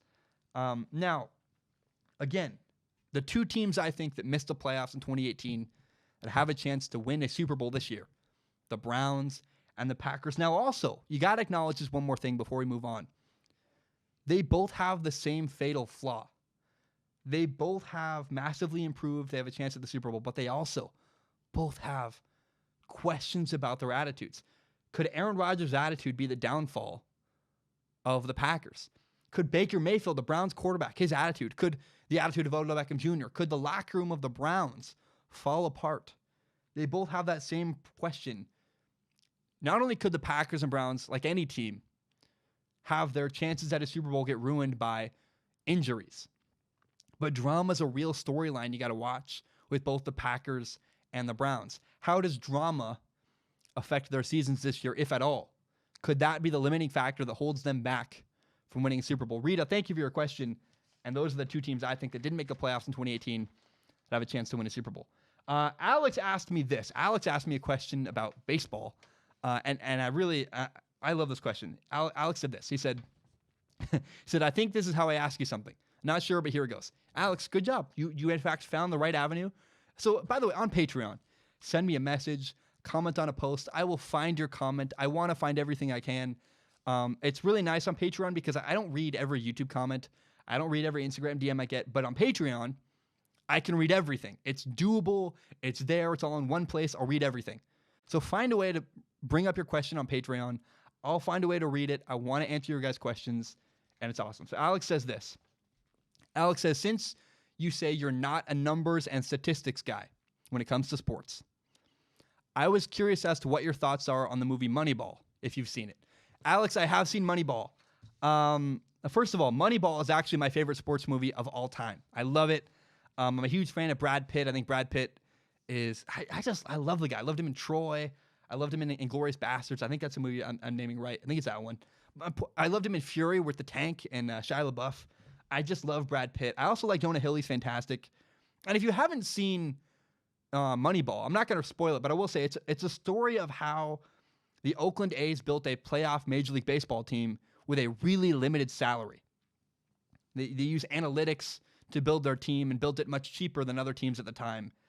And first of all, the movie has a good story. But analytics-driven baseball is also proven to work. I acknowledge this, right? It's simply undeniable. Stats and numbers matter. I just personally get bored by them, right? I can acknowledge that Moneyball and statistics and analytics, it's a very important part of sports. It just also is really boring to me. The reason why Moneyball is cool is not because of that stuff. is because of the personal stories behind the people doing analytics. When analytics is the story, I get bored. When numbers itself are the story, I just get bored. I watched a video recently. I was really excited. I watched actually like the first 10 minutes, 5 minutes. I turned it off. I got bored. It was by another big YouTuber who does sports. The video was like, what happened to Josh Freeman, the former Buccaneers quarterback? And I was so excited. I was like, oh, I wonder what happened on the field. What did he do? Did he stink? Did he suck? Was he making mistakes? What happened? And the video only talked about his statistics. It only talked about like he had this amount of touchdowns and this amount of interceptions and this and that. And I was like, this is boring as all heck. Because most people use numbers as the only part of their story. It's like there's so much more about, like, how about why were the numbers generated? Was he making bad decisions? Did he struggle at reading defenses? Did this, did that? Numbers are the cause. Numbers are the effect, not the cause. Does that make sense? So people who focus on numbers for stories, I think, are wrong to me. There's so much more behind what causes statistics and what causes numbers. And so I get personally really bored, again, when most sports analysts in general only resort to statistics because they're lazy and because stats are easy. It's really hard to watch the Vikings season 4 times. I did that for my Kirk Cousins analysis video. It's hard to watch 4 times the Vikings season. It's really easy to Google Kirk Cousins and rattle off a couple of stats. And most people who talk about sports do that. It's also really easy to manipulate numbers. Some people, there are so many statistics and numbers out there.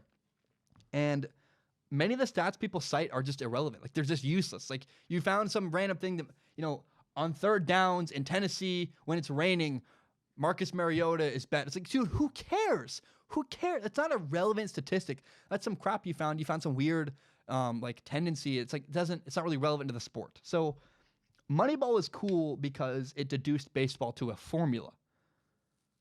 But again, I've just found that when numbers are the story, it's boring. They work. Analytics work. They matter. 3-point shots matter in basketball. Analytics clearly matter in baseball. But also, like, Moneyball worked because they figured out which statistics mattered. They didn't just yell any statistics out there. And so I don't know. I think I've said the same thing over and over again. When people make sports about numbers, I get really bored. They're not stories. Stories are why I like sports, and stories are why sports are interesting. And Moneyball was great because it didn't just focus on the stats. It was the story behind the people who figured out what stats mattered. I think numbers are overused often. We should look more at behavior that causes the numbers rather than the numbers themselves. And from a storytelling perspective, again, I think listing a bunch of stats is just, as I just listed, a really boring reason why I hated Moneyball. But just listing a bunch of stats, he had this many touchdowns, this many interceptions, this many blank, this many, it's like, that's really boring. And I just do not care. So sorry for the long-winded answer. But numbers and me, not good friends. But Moneyball, great movie. But why is Moneyball a great movie? Moneyball's a great movie because it focuses on the stories behind the numbers. Ooh, interesting, really good. Lawrence asked me a question. Lawrence actually DM'd me on, I think it was Instagram or maybe it was YouTubers. I saw somewhere Lawrence is like, I hope you get my question. Lawrence, I did get your question. And I'm very excited to answer it. He says this. He says, Zack, big fan here. Here's my question for Ask Zack. He said, I watch a lot of podcasts regarding football, and one is by Pro Football Focus. It's called Chris Sims Unbuttoned. Chris recently made a list of his top 40 quarterbacks, and it's been a huge controversy. Knowing you, you probably have no idea what I'm talking about. But anyways, my question for you, Zack, who is your top 10 quarterbacks in the NFL right now, starting from number 10 down? It's really funny, by the way, you mentioned that. Lawrence, I had no idea what you were talking about. I've never heard of Chris Sims Unbuttoned. I do like Chris Sims. Seems like an interesting analyst. But I do pay almost zero attention to sports media. I don't care. But I will bite. I'm going to change your criteria a little bit. I'm going to give you the top 9 quarterbacks, and I'm not going to give you them in order. But I will go 1 through 10, but I'm not going to give you them in order. But I will list 10 quarterbacks I think are the 10 best in the NFL. How about that? Because for me, like, I can't rank guys 1 through 10. I don't have the heart in me to do it anymore. I used to be the guy. I used to be able to do that. Like, this is this, and here's what. I don't have that same. I don't have that same drive to be controversial anymore. I just don't. Because I think when you're looking at quarterbacks, especially, like how good are they in big moments? How much do they win? What about their leadership? How about their arm strength, their accuracy, their ability to read defenses? There are so many factors that goes into judging a quarterback. It's nearly impossible. To parse between Aaron Rodgers, Drew Brees, Tom Brady. They're just all so close. I don't think you can kind of parse between all of them. But for me, I will say that there's a definite top 5 in no order. In my opinion, these are the 5 best quarterbacks in the entire NFL. Again, be very clear. In no order. These are the 5 best quarterbacks in the NFL. My 5 are Tom Brady, Russell Wilson, Aaron Rodgers, Patrick Mahomes, and Drew Brees. One more time. The 5 best quarterbacks in the NFL are Patrick Mahomes, Aaron Rodgers, Russell Wilson, Drew Brees, and Tom Brady. Those are the 5 best if you ask me. They're special. They're elite. There's a bunch of reasons why they're elite. Tom Brady's really close attention to detail. Drew Brees, great attention to detail. Russell Wilson's unbelievable. His leadership, yada, yada. Patrick Mahomes' ability makes him incredible. Aaron Rodgers' ability makes him incredible. But there are a lot of reasons why all of them are the top 5 collective quarterbacks in the NFL. Then there's the next tier down. There's the next 4 quarterbacks. To me, again, in no order, it goes Matt Ryan, Ben Roethlisberger, Andrew Luck, and Carson Wentz. Those are the next 4 best quarterbacks in the NFL. That's only 9 guys, by the way. So the top 9 in no order. The top 5, again, Tom Brady, Russell Wilson, Drew Brees, Aaron Rodgers, Patrick Mahomes. The next tier is Carson Wentz, Andrew Luck, Matt Ryan, Ben Roethlisberger. But the last spot, number 10, I was trying to get 1 through 10. It was really, really hard. I was like, is it Phillip Rivers, Matthew Stafford? I even had Kirk Cousins bouncing around, maybe Cam Newton. Baker Mayfield could get up there next season. The guy I decided to put at number 10 is Deshaun Watson. I really like him. I think Phillip Rivers' arm is kind of waning. Matthew Stafford doesn't win a lot. Kirk Cousins is kind of an idiot in big moments. Cam Newton's Cam Newton. He's really emotional, kind of all over the place, erratic. Baker Mayfield hasn't proved himself yet. To me, Deshaun Watson is the number 10 best quarterback in the NFL. So number 10 is, they're all so close, there's really no idea. I give it to Deshaun Watson. But again, in no order, these are the top 9 quarterbacks in the NFL, if you ask me. The top 5 are Aaron Rodgers, Russell Wilson, Drew Brees, Tom Brady, Patrick Mahomes. Then 6, 7, 8, and 9, in no order, Carson Wentz, Andrew Luck, Big Ben, and Matt Ryan. So those are my 9 best quarterbacks in the entire NFL, in my humble opinion. You were curious? There you go. Not exactly how you wanted it, I know. I'm sorry. But, I did answer it in some ways. Okay, Noah wrote in and asked this question. Noah said, which QB do or would you compare yourself to from the NFL? So I do play college quarterback, and I get this question a lot. Like, what quarterback do you kind of look like? What kind of quarterback do you act like? I think there's one thing people should understand. I'm a small, humble Division III quarterback. I am not, I never really had any scholarship offers. I did compete at high school camps with big names, but I'm not at all a notable quarterback. There's a reason why you've never seen a film analysis of Zack. I'm just not I'm just fine. I'm a small guy. I'm 5'11". I'm not buff at all. I have average arm strength.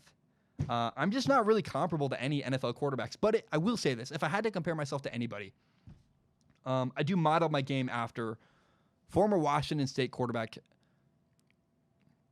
Gardner Minshew. Gardner Minshew is now with, by the way, Gardner Minshew is one of my favorite quarterbacks of all time. Right there, I almost forgot his name. That's not because I don't know who Gardner Minshew is, not because I don't study his tape, just because that's how my brain works sometimes. I just sometimes completely forget names. I'm so bad with names. One time I was talking about the Denver Broncos, and I forgot John Elway's name, and I was like, I couldn't remember, and I got blasted in the YouTube comments. I'm like, guys, that just happens sometimes. Sometimes, for me, I think I might be a little bit dyslexic. I'm terrible. I can't even remember my friends' names sometimes. And I'm like, I've known them for 7 years. Anyways, the former Washington State quarterback Gardner Minshew is who I kind of model my game after. And I think who I would be closest compared to in the NFL. He's now with the Jacksonville Jaguars. He's really inspired me in his career. I met him once. Very nice guy. I used to work with Washington State up there in Pullman, Washington. But, Gardner Minshew has an average arm. He can run a little bit. He can get 6 or 7 yards when he needs to. He really is good at extending plays and keeping plays alive. But the number one thing that I really found common ground with Gardner Minshew. He's mentally really sharp. He knows his playbook like the back of his hand, and he loves playing football. And I really identified with that. For me as a quarterback, I believe my strength is my mind. Knowing the playbook is just work ethic. It's do you study or not? That's all effort, and I can give great effort and learn any playbook. I think I know football pretty well, but it's not just the mental ability of knowing football. I think that makes me a good quarterback and makes me my mental side of the game the best. I think also I'm mentally really poised.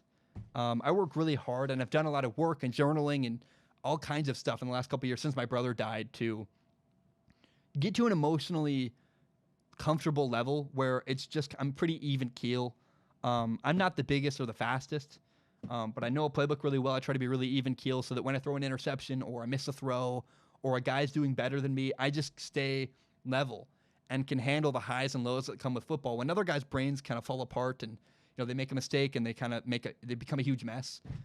I've worked really hard to become the kind of guy who's even keel in a bad situation, who's very level and emotionally stable. And so I think my NFL comparison would be just the lowly backup of the Jacksonville Jaguars, Gardner Minshew, because I love football. I don't have the biggest, fastest arm, but I can run around a little bit. I try to extend plays. I make that a point in my game. And I love football. I try to be a good leader, and I watched him at Washington State be a good veteran leader for their team. And I knew that my attitude and my effort in college could be something I brought to the table, and that's what I model my game after, is exactly what Gardner Minshew brought to Washington State last year as a quarterback. I just really admire that. Okay, the next question I want to answer. This one made me laugh. It's from Josh. Oh, Josh. Josh wrote in and said this. Josh said, how many clones of you would it take to defeat one full-grown silverback gorilla? And remember, Josh paid money to ask me this question, and I was like, I got a lot of goofy questions. This is the one I chose. I thought it was really funny. I think I have an idea where this came from, actually. I was talking to my girlfriend. I was like, Shelby, I got this weird question. What do you think? And she goes, I think that's something from Barstool Sports. I'm like, really? I don't watch Barstool at all. I have no idea. But I did some research into gorillas to try to answer your question, Josh. What I found is that gorillas can throw about 1,000 pounds of weight. They can literally just, like 1,000 pounds, they can just chuck it across a room. And so I was like, oh, so that's like over 5 of me. So more than 5 of me at least is what we're going to need if Zack Schaumler, a clone, is going to take down a silverback gorilla. I think somewhere around the 25 or more of me's, because my goal, if I'm going to try to take on a silverback gorilla with my bare hands, and I have a mass of Zack clones, like I'm imagining, like in World War Z, when this just massive zombie Zack clones are like kind of crawling over each other. If we can just get enough of me cloned up on top of the silverback gorilla where we just squish him with our weight, that's the only way I win. Because he could really beat like 10 of me. A silverback gorilla could just annihilate. I'm nervous. Like it would take a lot, maybe 50 Zacks in order for me to win a fight with a silverback gorilla. I know this is going down a dark path, but the only way I could beat a silverback gorilla with my bare hands is if there was like 50 clones of me, and we just had so much mass that we just could sit on him, and we'd have enough of him that he couldn't move, like a giant pile. Now, actually, I did have this one other thought that I guess if I had a weapon, like a gun, or really, my brain, I don't want to go that dark. So let's say I have a tranquilizer gun, right? So me alone in the woods with a tranquilizer gun and a silverback gorilla, I might be able to win that. There's a chance that I could walk out okay. Now, the problem, though, is that imagine I shoot a silverback gorilla. I shoot him. He gets really mad. He runs after me. He kills me. And then he falls asleep because it takes a while for the tranquilizer to work. So I think Zack, me versus silverback gorilla, there's not really any chance I ever win that. I think I would be dead pretty quick. If that was a Barstool question, it makes a lot of sense because Barstool loves to talk about things that are not sports. Short dig. But hey, Josh, thanks for your question. I thought it was funny. I think maybe once an episode, I'll pick one of those funny questions about life or about whatever and just answer. Because I think I love sports, but let's use this topic to talk about more than just like maybe occasionally once an episode, I'll pick a question that's just fun and silly, and you get some insight into my brain and how it works. Now, the last question I want to answer is from Michael. First of all, Michael is a guy who also listens to Sacred Symbols, my favorite podcast. Really cool. Michael wrote in and said this. Michael wrote in and said, "Hey, Zack, I love your show. It is refreshing compared to other typical shows on FS1. ESPN, etc. Those feel really artificial, with hosts seemingly disagreeing just for the sake of manufacturing an argument. I'm curious as to what you think about sports media personalities like Skip Bayless, who seem to love to just be contrarian and contradict themselves repeatedly. And also, shout out to the fellow Sacred Symbols fan. Michael, thank you for your question.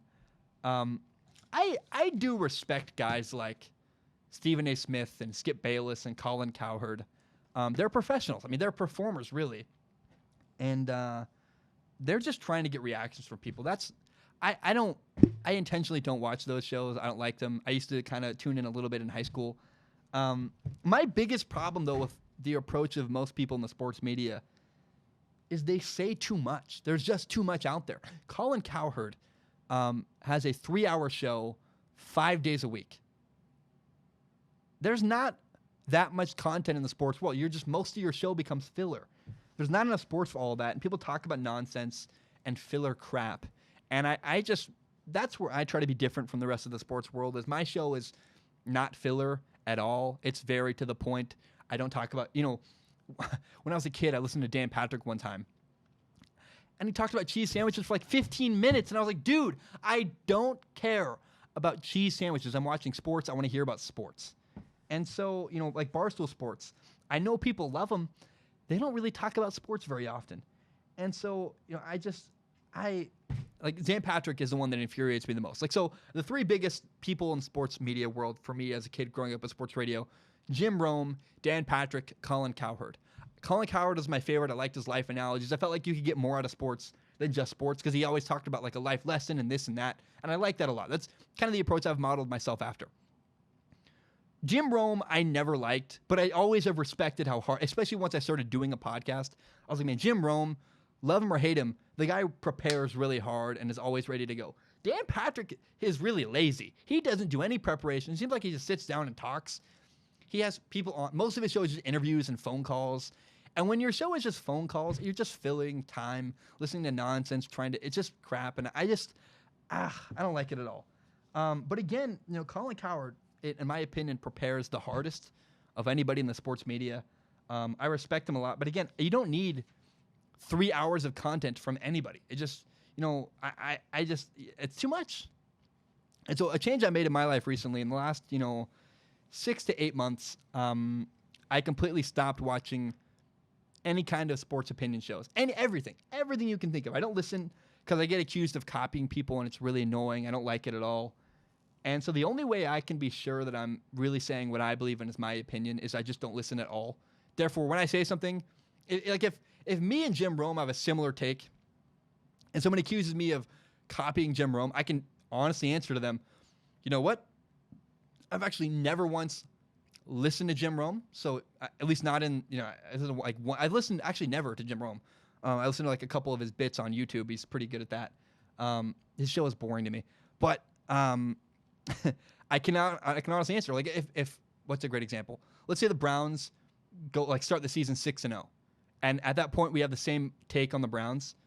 I can say, look, I know I'm not copying Jim Rome, even if we have the same take, because I haven't actually listened to Jim Rome. So I just avoid all sports media. I don't like listening. I have a bunch of interests also outside of sports. Like sports, I love them. They're becoming such a thing that rules over my whole life. I kind of want to go branch into other stuff. I like hiking a lot. I go hike with my girlfriend. I love video games. I actually never play video games. I'm very sad. I have a giant video game collection that I'll never touch. I just don't have enough time in my life. But I listen to a podcast called Sacred Symbols, which is just like makes me so happy. I get to live vicariously about video games through those guys who talk about video games. And as far as sports content, I don't watch or listen to anybody. Especially there are three people I get compared to all the time. Two especially that trigger me, make me frustrated. People always compare me to Colin Cowherd and Brett Coleman. And so I just very intentionally tune them out. I don't listen to them. I don't listen to any of their content. I don't watch them at all. I don't click on their stuff because I want to avoid being influenced by them at all costs. I just don't want any. I know it. I get accused of copying them all the time. And I know that the only way to counteract that is just to not watch or listen to them. So that if we have a similar opinion or similar take, it just happens organically, and I know I'm not influenced by them at all. And so, like, I see film breakdowns on YouTube all the time. completely avoid them. I just don't watch or listen at all. And I don't think people realize, I know this is going long now. Michael, thanks for your question. I don't think people realize, if you look at my Instagram, like scroll down. I've worked for major sports networks. I worked as a cameraman for Pac-12 Network. I worked for Fox Sports. I worked for ESPN's College Game Day at one point. I've been in meetings with producers and hosts and seen how that whole side of things works. And I've kind of learned that for me, if I need to take a network job to pay for my family, and I want to have a family someday and I need kids, and I'll take a network job. I'll settle out and do that. But for me, that's not the path I want to take. I'd much rather do it one-on-one with people on YouTube and podcasts. And I think I can work for myself and fund it this way and survive. And because so many times in those meetings, people are saying things they don't necessarily believe because the show needs entertainment, or it needs a contrarian, or it needs an opposite perspective. And they're manufacturing opinions rather than actually just saying what they believe. And I don't roll that way. I never want to say something I don't believe. Every time I speak, I want it to be exactly what I believe, because I really believe that everything I say represents who I am, and it's like a resume for me. I don't want to taint that resume I've built and rapport I built with people, where I have a consistency. And if I change my mind, I change my mind, but I'm open about it and I'm honest about it, and I'm not afraid to do that. But I just don't want to say things I don't believe when I say them. And so, guys, that's all the questions I have. I just wanted to talk about all those topics and share my heart. Thank you so much for the questions. And now I briefly want to say I loved reading all of the messages I got, all the messages on Patreon and the questions. And I've gotten to the point where I read a couple of YouTube comments. I still do. I try not to, though, because they're so negative. The constant comparisons to other people, the accusations from people calling me ugly, you're fat, they hate my hair, they hate my facial hair. Like, by the way, I like how I look. I feel very comfortable. I like my shirts. I have a rhythm. There's a way I do things that I like, and I don't really want to change. And no matter how many times people tell you not to listen to YouTube comments, it's just hard to. And so I just stopped listening at all. I kind of have taken a step back. I don't really listen to YouTube comments. I don't read them. I try to, occasionally I look at my money and see how much money my revenue, my videos are making, and I end up seeing a comment and I wince because it's like, it's another person saying, I hate you, or you're not this, or you're not that. And so I try to not let the comments bother me, but it's really hard to have every aspect of your life broken down and constantly criticized. And so I just want to restate, like, I have a process that works for me. I like it. I enjoy the show. It's still fun for me, and that's an accomplishment. When I go to work and work on the show, it's like a reward. I get to work on the show rather than having to work on the show. And that's most people in my life that go to work, they're miserable when they go to work. And so I like my job. I want to keep it that way with the process I have, which I enjoy. There's a new reality in my life, though, that I've been accepting, which is that I will always be criticized no matter what I do, no matter what I say. Whether I say pick the right or the left side. Let's say a great example is like Jake Fromm. I say Fromm or Fromm. Whichever one I pick, someone else gets mad at me that I'm pronouncing that word wrong. Some people say it's Fromm. Some people say it's Fromm.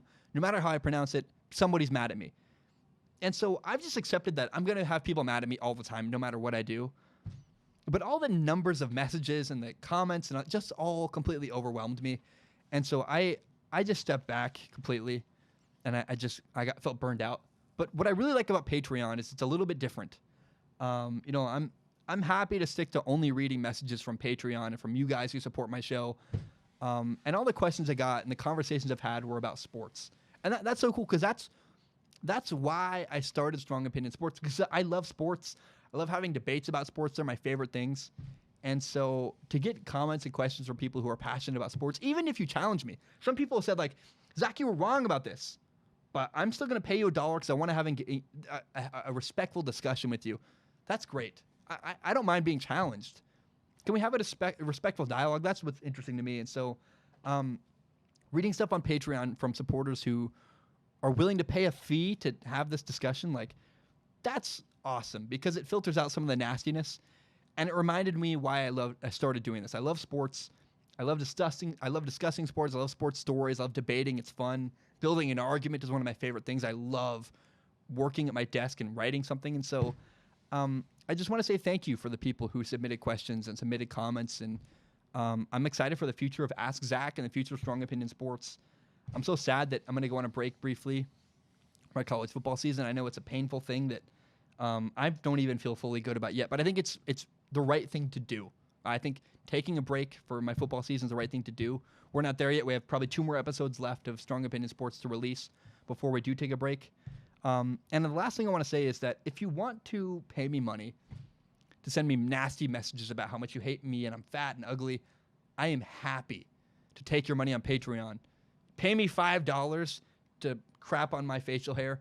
I will take your money gladly. I don't mind that. So, guys, just thank you so much. The people who support me on Patreon, I really appreciate it. And I'm going to now shift gears to one more thing. But again, guys, thank you so very much. That was Ask Zack, Volume 1. I hope it was good. I hope you enjoyed it, because I enjoyed it a lot. And so we'll do it again next time. It'll be great. Now, there's one more thing. Before we end the podcast, last week I recorded an interview with a guy named Trevor Lob. We actually worked once together on the set of a movie.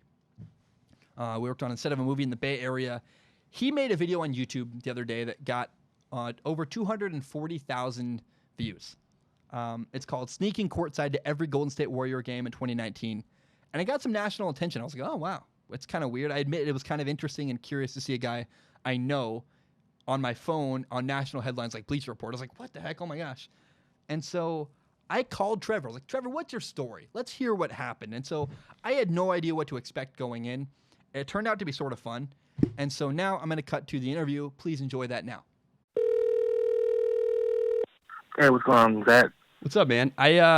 First of all, I was blown away the other day. I was scrolling through headlines, and I was like, oh my gosh, that is Trevor. I know Trevor. And I was just, you've become quite a polarizing character recently in the Bay Area, especially. And it's been really fun I don't know how to feel about it, actually. It's been very interesting, and I want to be clear. I have no side here. I think you have an interesting story, and I'd love to promote your YouTube channel and talk about it a little bit. I guess maybe if I may, first of all, thank you so much for letting me call you and coming on the show. How would you describe would you call it a scheme? Like what's an appropriate word for what took place with you the other day? I mean, to me, honestly, I would say it's just like pretty much glorified seat hopping is like what I did. Sure. Glorified seat hopping. Fair enough. I mean, yeah. Yeah, just I mean, I feel like everybody has seat hop before. Like you go to a game and then you see a seat that's like a way better seat than yours that's been open or something like that no one's going to. And you just find a way to go there. I just had like a more, I don't know, like clear way of going there. Like, cause I would check Ticketmaster before the games and all that. So I would know what seats are going to be open. Yeah. So let's back up a little bit for people that don't know what did you do? Like what was your method of getting, cause from what I saw, the headline I read, and then I watched your video, is you sat courtside at around 30 Golden State Warriors games last year for like a really low price. Yeah. How did that happen? What was your way of doing that? Yeah, so I actually had a ticket to every single game, and the way I got a ticket to every game was the Warriors had a thing called the In the Building Pass, and what that was is you pay $100, and then you get a ticket to every single game to get inside the arena, and but you don't actually get a ticket. It's not even like standing room only or anything. You can watch a bar, right? Yeah, it's like you go to the club up in the 200 section, and you just watch the game from the 200 section on TV. And so that's how I got, and that's how I on TV, and that's how I got a ticket to every single game. And when I have friends who sit courtside, they have season tickets and all that, and I looked at their tickets, and the tickets look exactly the same. And so I was kind of like, man, like I wonder if I just like in the video I say that I photoshopped the ticket. I went on Ticketmaster before the games to see which seats are going to be available, and then I would just Photoshop the ticket to match the seat that's going to be available. Yeah, and pretty much like every single time there was this one seat or two seats actually. There was two different seats courtside that I guess it was some season ticket holders that just never came to the games, and so I was able to sit in those seats the majority of the games. Interesting. Yeah, I would really compare what you did to. There was that video a long time ago, got like millions of views, where a guy made a media pass and he snuck into the Conor McGregor Floyd Mayweather fight. And I think what you did is very similar. I mean, are they comparable in your mind? I mean, I would personally say that his was a lot worse than mine because he actually like got backstage next to McGregor and actually walked out with him. yeah, his was egregious, and way more than yours. Yeah, and like I would say like that for that one, like that actually kind of poses like a threat to the actual people. Like, what if he wanted to like hurt Conor McGregor or something like that? He actually had like the chance and opportunity to do that. With me, I was just like sitting in a seat that I wasn't supposed to sit in. Yeah. It's not like it'd be the same if I like photoshopped a pass to be able to get inside the locker room. That's when I would say it'd be equal to what that guy did to Conor McGregor is what you mean. What was that? You mean if what that guy did is more comparable to getting into the locker room for the Warriors? Is that what you mean? Not what you did. Yeah. Because what you did basically it's like, again, like seat hopping where you're in the 300 level and I'm going to go down to the front and sit. You know, you go to a different seat because you see it opening. How do you feel about? Because I think some people have. First of all, you've been there's some people call you a hero, some people are like that, and then some people look at you as a villain.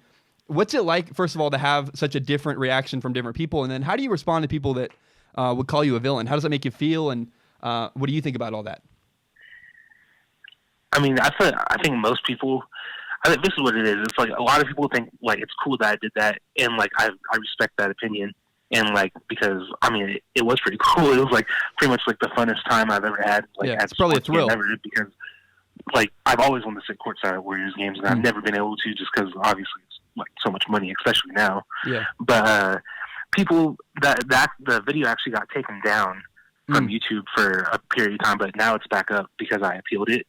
Yeah. And I think what it was is a lot of people they probably do this. Or actually I don't know.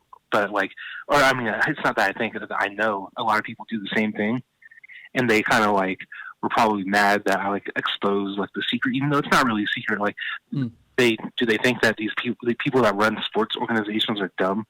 Like, like they know that this is going on. Like, if they really wanted to stop it, they could like have like people scanning at every section if they wanted to. Yeah. But so they probably just think that like, oh, like you exposed a secret, now we're never going to be able to do it again. And so I think that's where a lot of like the villain comes from. Yeah. Have the Warriors reached out to you at all? Because I know here one main difference I looked at when I saw your video versus that Conor McGregor video is if you sneak into a boxing match, there's not really the same level of organization in boxing.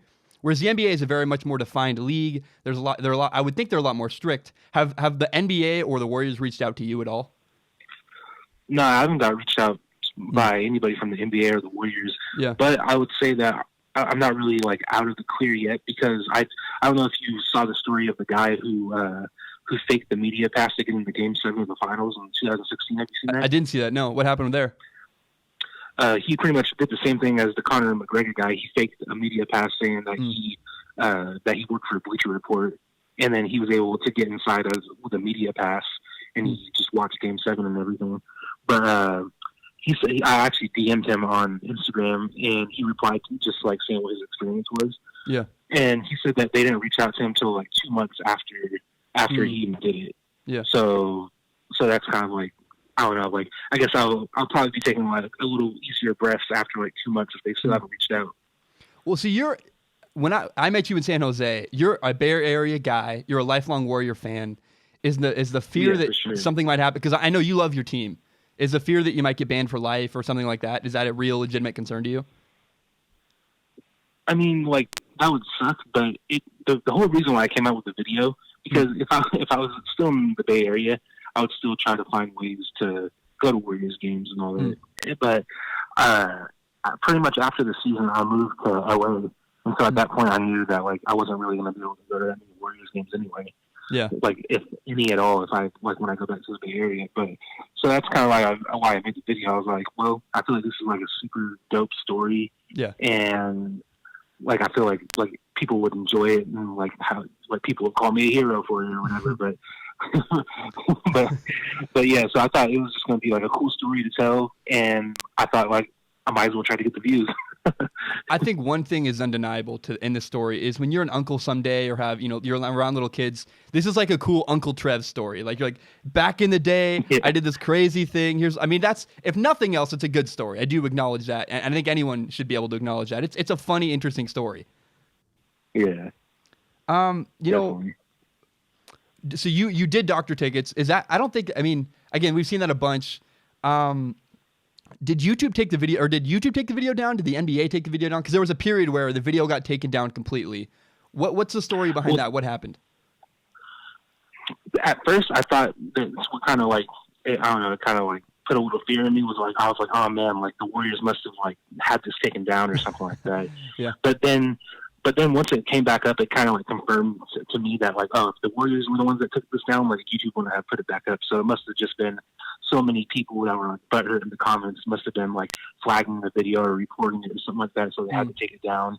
And then I appealed it. And then when you appeal it, it goes under manual review. And then somebody from YouTube probably manually reviewed it, saw that there was nothing like against the terms of service, and then they put it back up. Which it still kind of screwed me because before the video got taken down, it was getting in the range of like 5,000 to 7,000 views per hour. Yeah. And you lost a lot of momentum. All the momentum was pretty much gone because it was down for maybe like 3 or 4 days. And then once it came back up, like I think now it's getting like maybe like 100 views per hour or something like that. Yeah. Yeah, YouTube is a weird platform in general. I get videos flagged all the time. Like, some people claim my videos where I'm the only thing on screen and I'm the only thing audio. Like, how I shot it with my camera, my equipment. How can that possibly be owned by anybody else? And people, I think the system in general is kind of flawed with everything, all the stuff behind the scenes in YouTube. I guess maybe my last question, like, looking back on this, how do you feel now? Is there anything you'd change? Like, I don't know. Like, I don't know. I don't want to like condone necessarily what you did, but also I think it's a really funny story. You and I go way back. I was like, man, this Trevor, what the heck? And I sent it to Wally. Me and Wally were laughing about it. How do you feel? Yeah, Wally actually reached out to me, and he was saying that he could potentially like get me a meeting with like Kirk Lacob to kind of like relay a message to the Warriors because he's friends with Kirk Lacob. Yeah, he's friends with like their owner or something, Joe Lacob's son. Yeah. Yeah. And but yeah, I mean, at the end of the day, like nobody was hurt with what I did. Like, I had no malicious like intent behind anything that I did. Yeah. Like, and the Warriors didn't lose any money because they sold that season ticket to the guy whoever bought it, and he just decided to never come. And so the Warriors got their money for the seat. So it's not like I stole money from the Warriors. Yeah. Because I mean, I wouldn't want to do that. They're my favorite like organization ever. Yeah.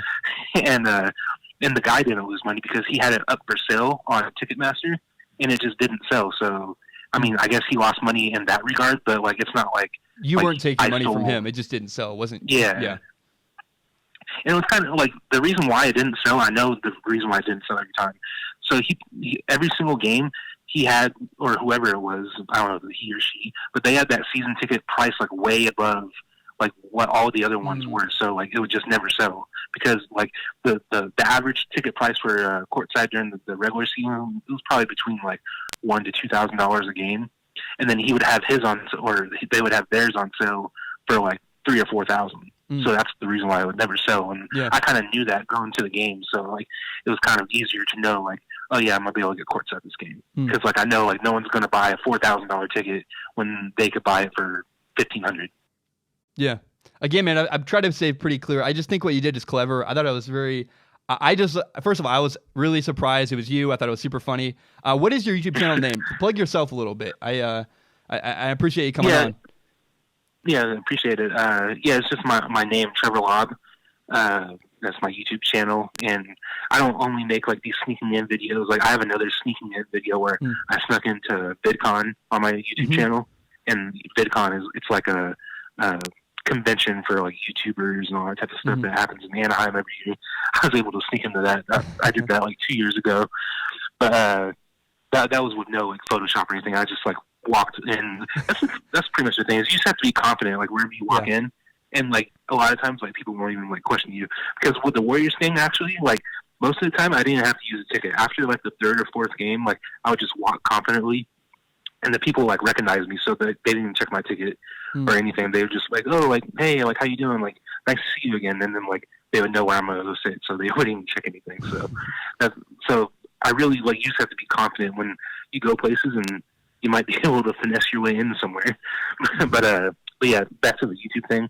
I make like a bunch of different content style of videos. I make like comedy skits, vlogs, like short films, pretty much like anything that has to do with filmmaking. Like because I'm a filmmaker, so that's kind of like my lane. Cool, man. Well, hey, thank you so much. If you have nothing, do you have anything else? Anything to add?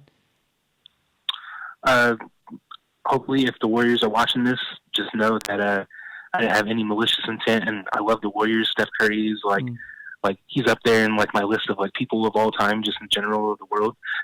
And Joe Lacob, I'm a fan, and I love what you do with the franchise. So hopefully you don't come after me. Awesome, man. Hey, well, Trevor, thank you so much. I wish you the very best. I hope you don't get banned for life or anything. I know you. I've been around you enough to know you love your team a lot.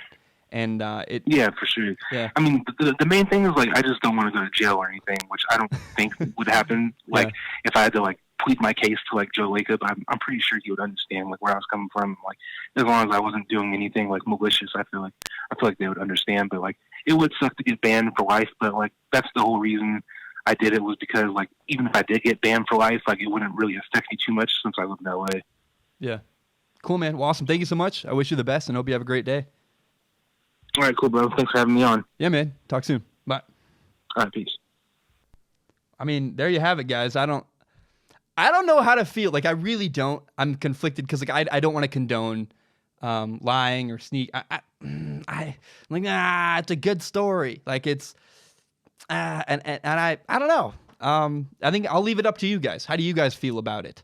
To me, I look at Trevor and as a guy who spent like $100 and got courtside tickets to 30 games in the Warriors regular season. That's pretty incredible. And so you can hate him if you want. You can call him a hero if you want. You know, I don't really want to condone either side, but I do want to say that you got to admit it's a clever thing. And when he looks back on his life, when he's like 50 and is talking to his kids or his grandkids or his nephews and nieces, you know, he's going to have a good story. So there you go, guys. You decide. I don't want to be the one to decide whether that's what he did is right or wrong. But he's a good guy. I've been around him a lot in the past. We used to work together on set. He's not a bad human, and that's, you know, even if you hate what he did, I think you should know he's not a terrible guy. And so, yeah, fun interview, interesting story, and you decide whether you think it was right or wrong. Guys, that's all I have. Thank you so much for watching and listening to Strong Opinion Sports. I have hopefully 2 more episodes. That's my plan, is to do 2 more episodes before I leave for football on August 20th. I want to do an NFL predictions podcast. That's non-negotiable. I'm doing that. And I have a bunch of work already done for a Sam Darnold, Jake Fromm, and Easton Stick film analysis. I also want to throw in a Josh Allen film analysis. But I want to get a couple film analysis of those quarterbacks before I do my predictions. Because, like, how can I judge the Jets until I know how good Sam Darnold is and Josh Allen is? And I'm just really curious. I also want to do a Jake Fromm one because I'm just excited about that. So thanks for listening. There's good stuff ahead. Just want to say thank you again so very much for tuning in to Strong Opinion Sports. I really, really appreciate it. Have a great day, and talk soon. My name is Zack Schaumler. This is my podcast, Strong Opinion Sports. It is my favorite thing in the entire world. And you may not know, my dream when I graduate college eventually is to do this show as my full-time job. Now, I also want to be very upfront and honest about my plan and what's going on. I recently monetized my YouTube channel. What that means is that some of my videos make money through ad revenue. Now, it's fewer than you think. A lot of my videos get claimed. But in the past, I've received donations through the form of PayPal and Patreon.com. PayPal.me/Zack Schaumler. Patreon.com/Zack Schaumler. So because I'm making ad revenue, it felt weird to just get donations. I wanted to give something back to the people who support me on Patreon. So now there's a reward. If you support me on Patreon, you can submit questions at the dollar level or above. You just need to give $1 a month. If you do that, you can submit questions to a pool of questions where I look at. I'll read all the questions on Patreon, and I pick the top couple every episode and read them and answer them on a segment called Ask Zack. Pick the top couple questions and answer them at the end of every single episode. Now, that's for people who want to support me with money. If you have no money to give, I totally understand. I've actually never supported anybody on Patreon. I feel kind of weird about that. I'm a broke college kid myself. I totally understand. But if you believe in me and if you believe in my dream and still want to help me, one thing you can do is help me grow by telling your friends about Strong Opinion Sports. Share it on Facebook, Twitter, Instagram, whatever it is. Help me grow by telling your friends about Strong Opinion Sports. Guys, thank you so much. I know that was a long spiel. I really appreciate it. And hope you have a great day. Bye.